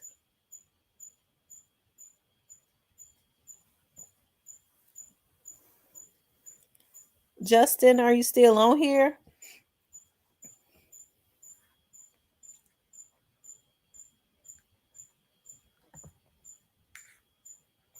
I'm dropping my link, you all, if y'all want to come up. If anybody wants to come up and say something, you definitely can. You all, like I said, it has been open discussion tonight. Nothing in particular, just I guess talking about current topics and news of what's going on. And I think I started it off earlier when I first got on. I was talking about all the crime that's happening in Memphis. I don't know if it has any association. I haven't heard that it has. I have not. I think it's just a bunch of kids that are gone crazy, you know. But the violence is completely out of control. And I think it's a bunch of kids that are gone crazy because they're on drugs. Like I said, that a lot of kids here a lot of the younger generation here in Memphis, unfortunately, because we was taught that you don't do drugs. But a lot of these kids now are not taught that. And a lot of them are on that lean and they're on heroin. They're taking heroin pills or something. And it makes them into zombies. That's why they can go and commit these crimes. And then when they've been in jail for a little while and they're able to detox, they start looking another way. It hits them. What in the hell did I just do? What did I do? A lot of them, sad thing about it is oftentimes some of these kids are so strung out when they've been in jail for a few days after they detox, after they've been arrested, they don't even know what they've done. They honestly don't know. They feel like they've been done wrong because they were so stoned and zooted out. They don't know what went on. And so, like I said, that's why for me, I have a heart for, like I said, even the people like the straight drops and the CEO Bobbies and the especially somebody as young as the JoJo Splats, because these are still young adults. And it's unfortunate because they were misguided and sent out, to do whatever it is that they're doing or did. Straight drop has not been convicted yet. But like I was saying, if I don't even want to get into straight drop and Dolph anymore. As far as they had fallen out before. They had long before that situation happened. You know, um, and I hear people saying, "Well," I've heard people say, "Well, he signed his ops. That was a businessman. He was signing talent. He was signing talent."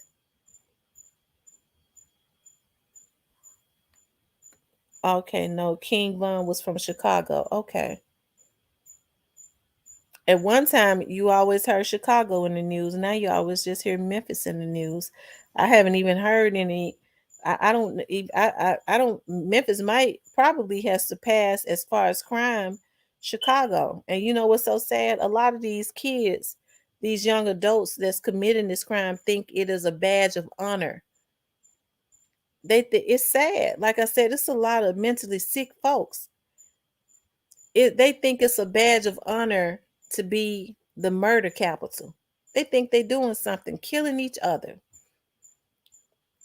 ruining their lives and other people's lives. And they think it's a badge of honor because they so strung out. They ain't got nothing to live for. A lot of their parents are strung out or on some kind of alcohol. So that's why I say, y'all, as far as straight drop, I have to say, looking at him in court the other day, and his eyes and stuff was swelled up, and people thought that he had been beat up. Like I said, I hurry up and call somebody. And the first he told me, he said he had not been beat up, so that he stressed out. Me neither, Miss T. Yeah, he's just stressed out. It bothers me. A 23-year-old young man. Of course he knows right from wrong. But, if that's why I say if these older men are in a position to guide these kids right, why don't they do that? These younger men right. The older men are supposed to be teaching the younger men not how to mistreat women, not how to be an unfit parent or to be a crackhead or to go and destroy your community, but really how to be a real man, to provide and protect your woman and your family, to get out and work hard. If God give them a talent and you're in a position to help them with that talent, don't misuse them and misguide them. And like I said, the bad thing about it is a lot of these kids don't even know any better.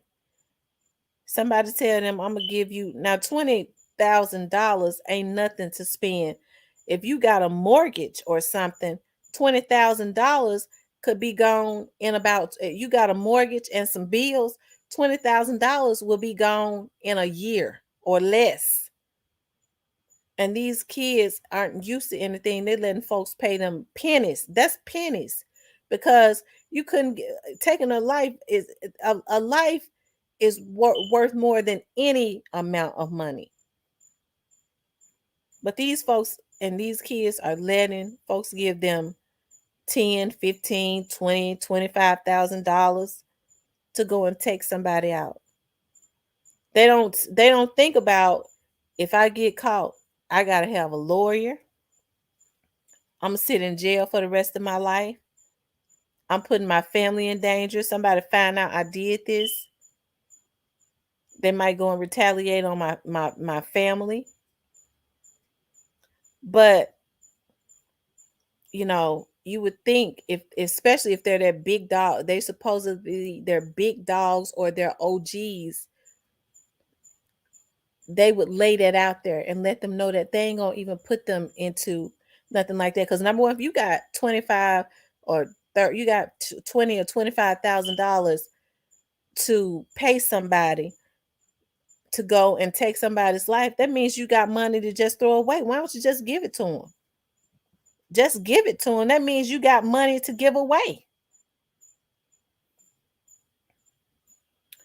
But like I said, if nothing else, I believe that something good has to come out of this, if nothing else, because crime is out of control in Memphis. It's going to help to reel all of that stuff back in, because there's no telling what's going on in the background, what they've been able to tap into. How do you feel about the new gun law? I think it was put in play to destroy it because it's too many people on earth now. I think so too. I agree with you with everything you just said. Everybody has a gun now, and they are completely reckless with it. I agree with that. And here's the thing: it's obvious. It's not like people don't know, and we're constantly destroying each other.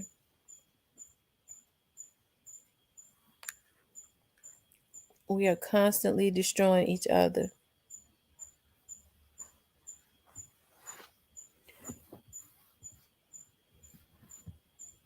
But like I said, I think something good has to come out of this situation with Dolph. I really want to see those young men that he was grooming go on to do good things. They're not as mature as Dolph was, and they're probably not at this point. Not to say that it won't happen. I was listening to Dolph say that um, Daddy O, I guess he was like his business partner. If he knew the game maybe he could continue to help to help those young men, Like I said, I truly believe, in my opinion, that was another reason too he was taken out, because they didn't want to see, I can't understand it, him changing these men lives. He was building something big, um but like I said, I think because a lot of people, there are so many blanks, that have not been filled in. It seems really complicated. But just in my opinion, and I don't know who the people were that wanted to take him out before or attempted his life before. Just in my opinion, and this is my opinion, I don't think it's that complicated.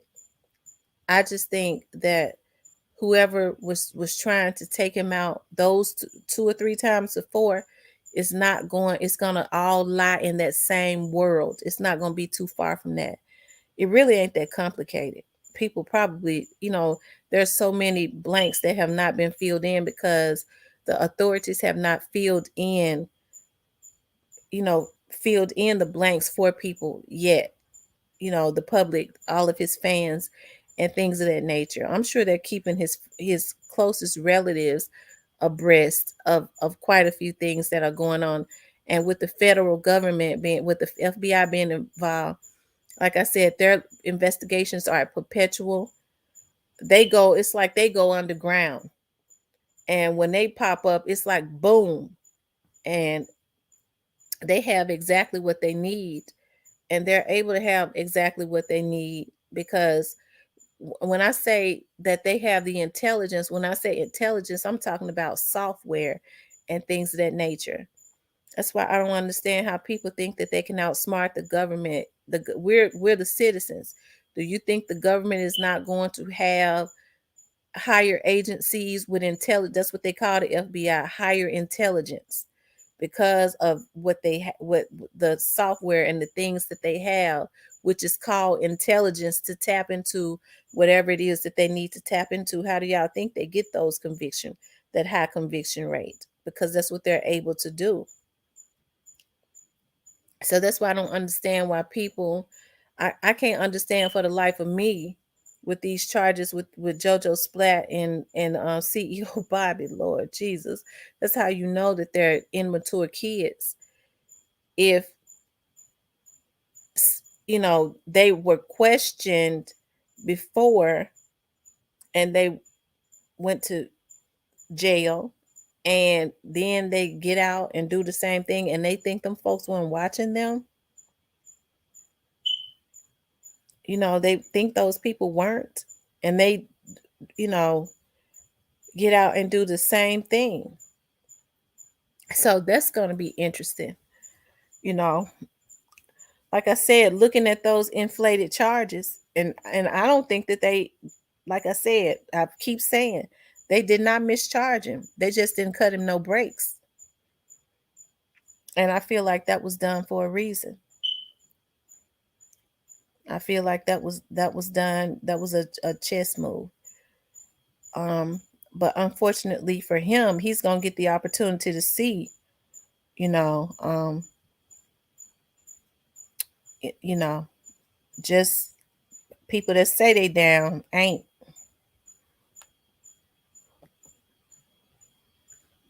But ain't nothing happening to him because I hear he down there on that fifth floor. He on the floor with the non-violent criminals. The fifth floor is the non-violent criminals. So it would lead me to believe that they're trying to protect him, because anybody with a bond that high ain't got no business on the fifth floor. They supposed to be on the fourth floor with the high level criminals. So that lets me know that they're trying to protect him some kind of way. And I guess they would, because he would be a little bit of a high profile inmate, I would guess. Yeah. Do you all want to discuss anything else? Like, what time is it? It's 1:30. Y'all still on here with me. Uh,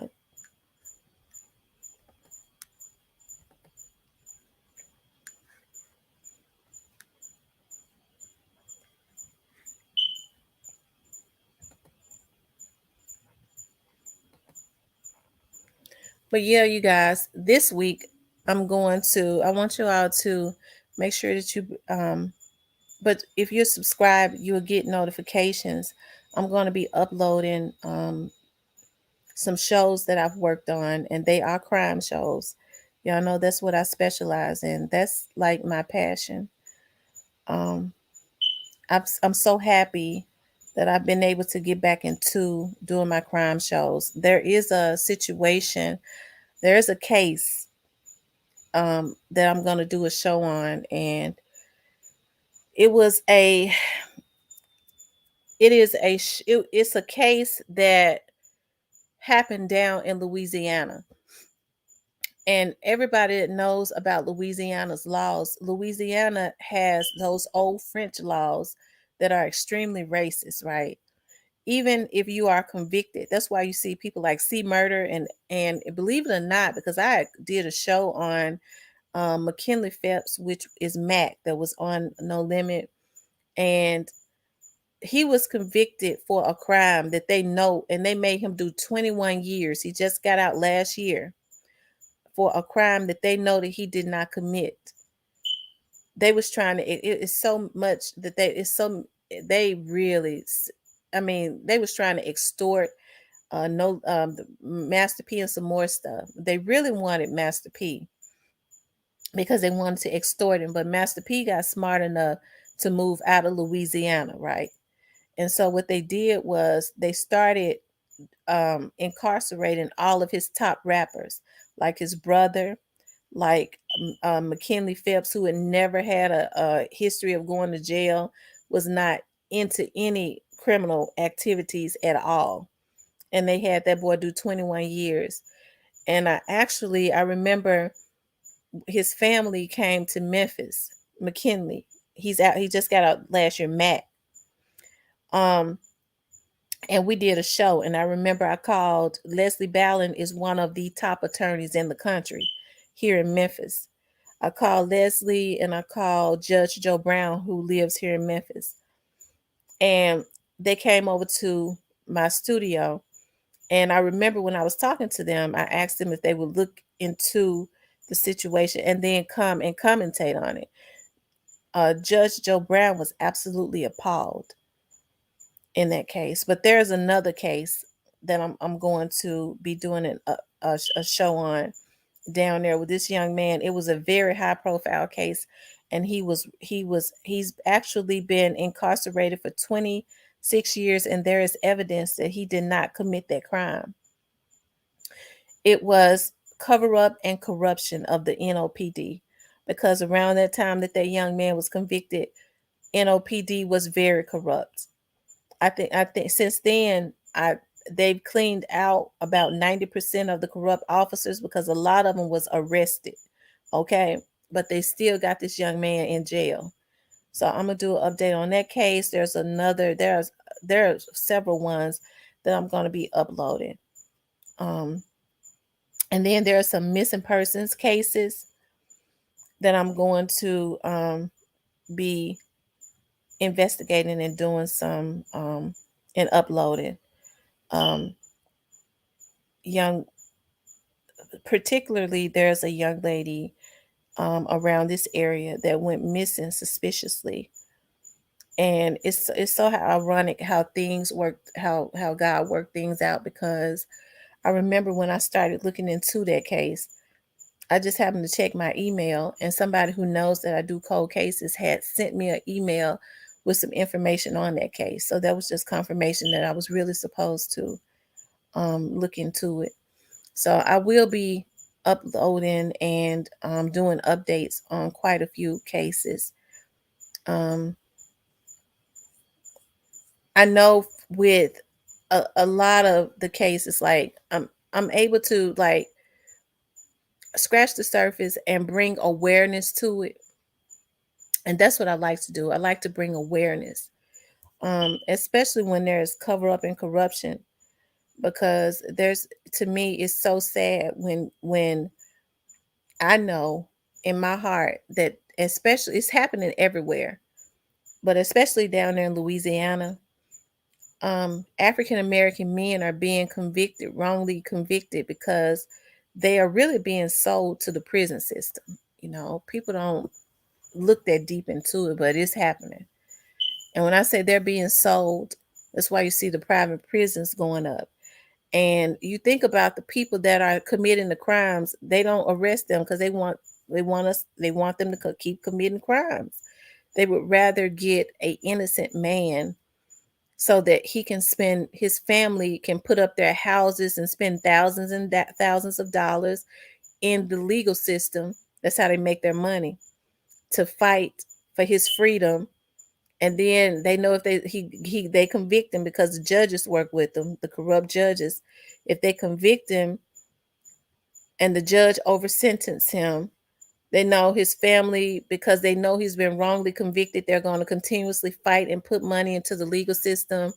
They know that that's a family that cares about them. They're going to buy commissary. They're going to pay for the phone, uh, video visits. See, they want a man in jail. I'm not talking about these ones that's committing crime. I'm talking about these ones that are not committing crime. They know that they want somebody whose family truly care about them, because they know that they're going to be constantly putting money on their books and stuff. That's how they make their money. That's why I say all of this stuff is happening with African Americans, and all that we can do is try to kill each other.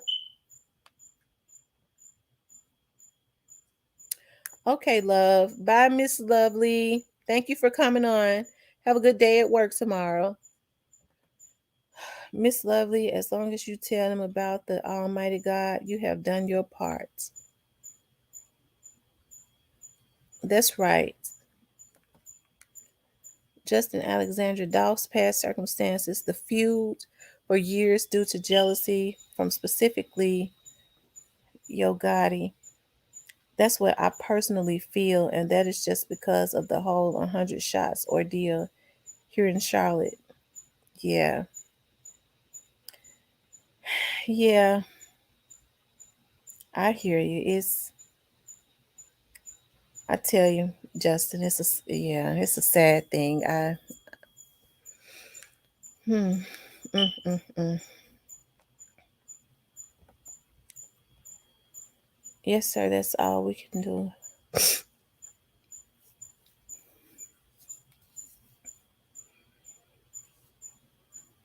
I will say this though. Even when you will see, um, Dolph in interviews, you know, whoever it was that had shot him before, he he he could have, he knew who did it. He didn't want a bigger war. You try to take the man's life, and he spare yours by not getting you attempted murder, getting you sailed up getting you put in jail, whoever it was, because they should have been put in jail.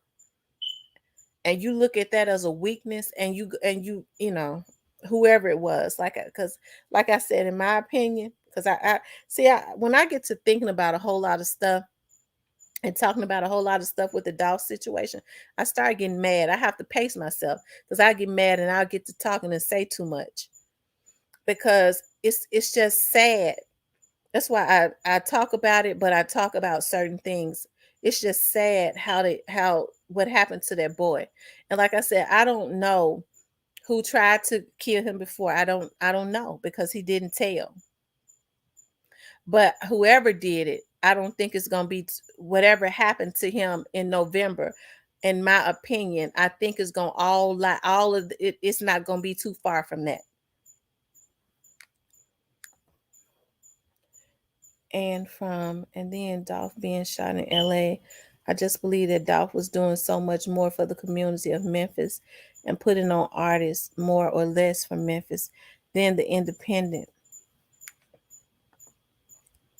Dolph proclaimed And all the wealth, fame, and fortune that Young Dolph earned and deserved, God was overthrown as the king of Memphis since Dolph was. Well, let me just say this, and I don't mean no harm. The next biggest and best thing since Elvis.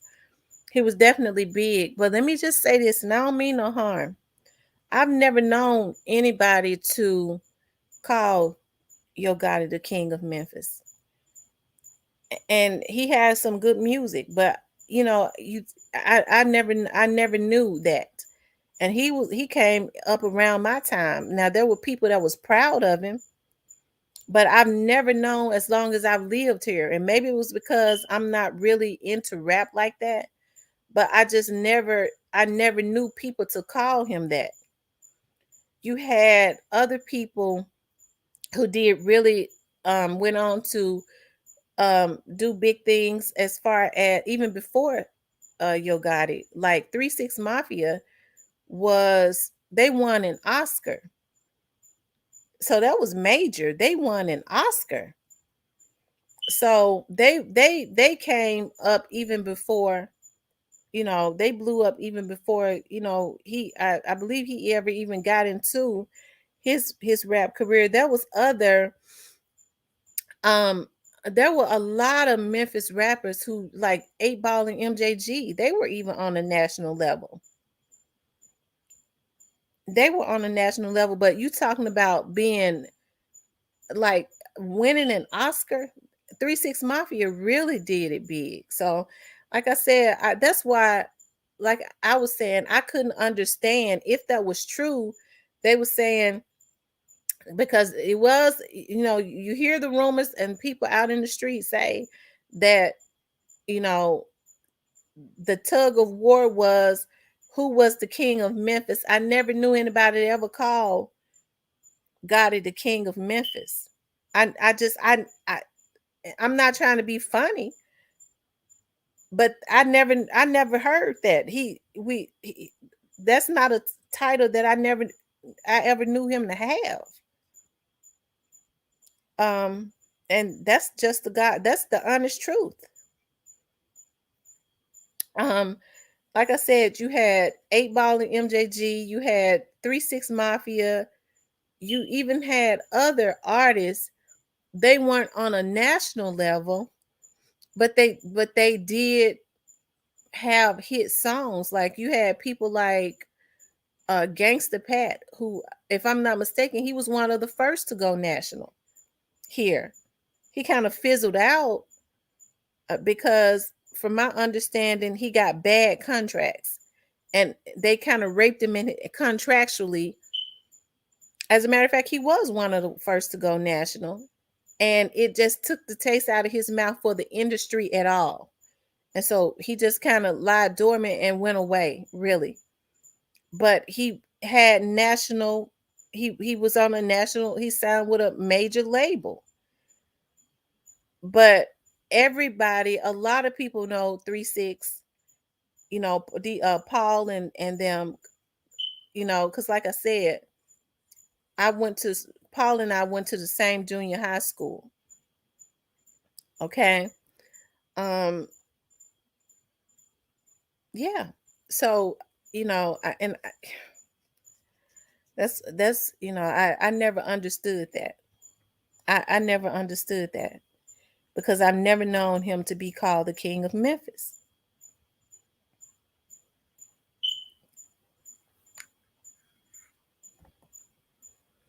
And when you speak on the drugs like heroin and the lean, which is the cool way to do heroin, I personally am a recovering heroin addict, and jail was the place I fear the most due to the withdrawals. Yeah. Yeah. Well, praise the Lord. I'm glad you are recovering. Thank God for that. Thank God for your recovery. And I pray that you stay successful in your recovery. I pray that you stay successful. And as a African American man, or I don't know if you're African American or not, but as a man, I'll say, I hope that you can tell other young men about your experience and steer them away from going that way. You know, a lot of times when we speak about our experiences, we help other people. And I think that's what I was trying to project before. If you have men like what Dolph was doing that are in positions to genuinely help young men to realize their dream, if God puts you in a position to do that, help them instead of hurt them. Like I said, I think some people have put themselves in a godlike position. They let the money and the fame ruin them. And so, and I hate to say it, as much as I love seeing people make it, but some people are too destructive to themselves and their community. And sometimes when they don't know how they make all their money and they don't know nothing else to do but to put money all on top of their heads to destroy their community, maybe the feds need to come and take them away from their money. Maybe when they sitting in jail doing federal time for putting hits on people, whoever, I'm just talking about anybody in particular, they'll have the opportunity to think about what they did. And maybe then they'll have some regrets.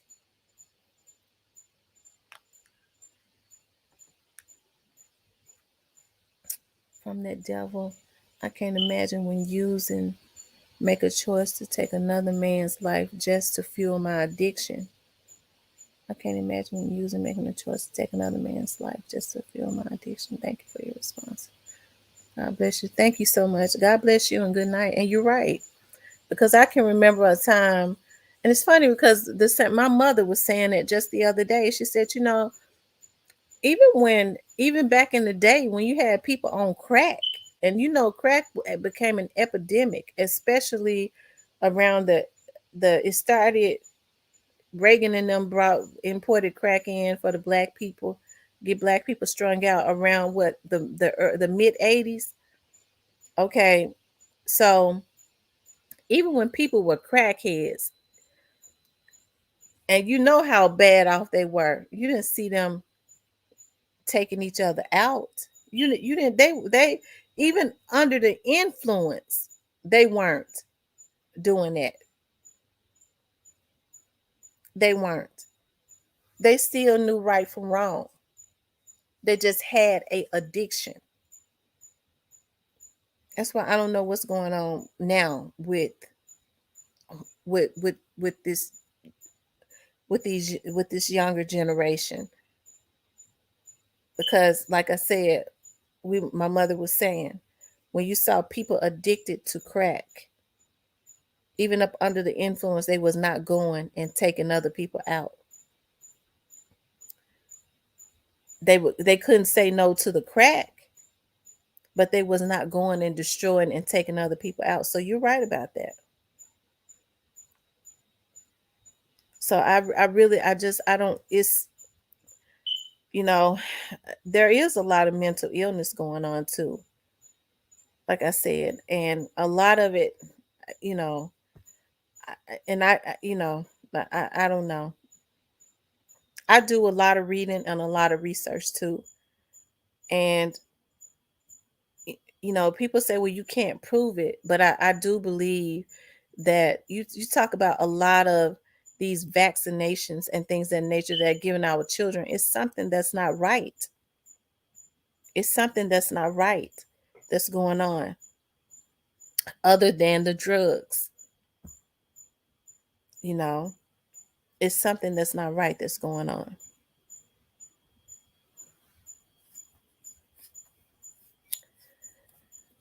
Okay, you guys, I have been on here almost 4 hours. I know a lot of you all got to get up and go to work. I have enjoyed being here with you all. I always, you know, do get on here. Like I said, will start uploading some of the new things as far as like some of the cold cases that I've worked on. Like I said, that is my passion. If you all know of a cold case that you want me to cover, um, I let me know. My email address is realtalkwithtamara@yahoo.com, and I could look into it and see what I can put together as far as doing some commentating on it. When there is a open case or like a case is ongoing, I don't, especially if some people, like they were saying with Mo3's case, I'll go and read it, but that case is still, I guess, ongoing. It's still open. And so I don't like to interfere with I mean, I can cover it, but as far as like investigations, I don't interfere with open cases at all, period. um but I'll go read, what's going on. I do. I am licensed in Texas, so I do have connections with a few investigators there. I'm talking about PIs. But they're like me. When a case is open, and that case is still open because those young men are waiting to go to trial. So you don't know what they're going to say, especially if they're sitting there. So if it was a setup, oftentimes people don't like to take the fall by themselves, and which they shouldn't if somebody else was involved, right? So when they get to trial, they start singing like a canary, and folks think that they were, was safe. Well, he ain't gonna say nothing. No, they get to thinking about, why should I have to, especially if they got a little age on them and they got a little bit more mature. Why, I didn't do this on my own. So especially if they want, some relief on some of that time that they are looking at, instead of 55 years, they start talking, they get 35. They get to thinking about, well, maybe I'll be an old man, but I will get out at some point, and I didn't do it by myself. So when they're waiting to go to trial, oftentimes they have a change of heart, because some investigators, when they know that when they know what they know, they keep an open relationship with, especially if it was something else, if it was more to his case, they kind of keep a open connection or open relationship with that person. And oftentimes they will get them, not coerce them into saying anything else, but they have their relationship. They'll tell them, they'll go ahead and just open up and tell them everything, um, which is the right thing to do. So with this Mo3 situation, with two young men already being in custody, you don't ever know which way they're gonna swing. So whoever's involved, if anybody else is involved, like I was listening to the people say, then ain't nobody safe, because you never know which way. More people talk than not. So some people get crazy and don't talk, and they wait a few years. They'll wait 5 years when they've been sitting in jail. They'll wait 5 or 10 years. Did you want to come up from that devil? I can't imagine when making a choice. Yeah. You said you didn't took a nap. If you want to come up, you can. I just put the link. Anybody that's just coming in, if I just put the link there, it's an open conversation.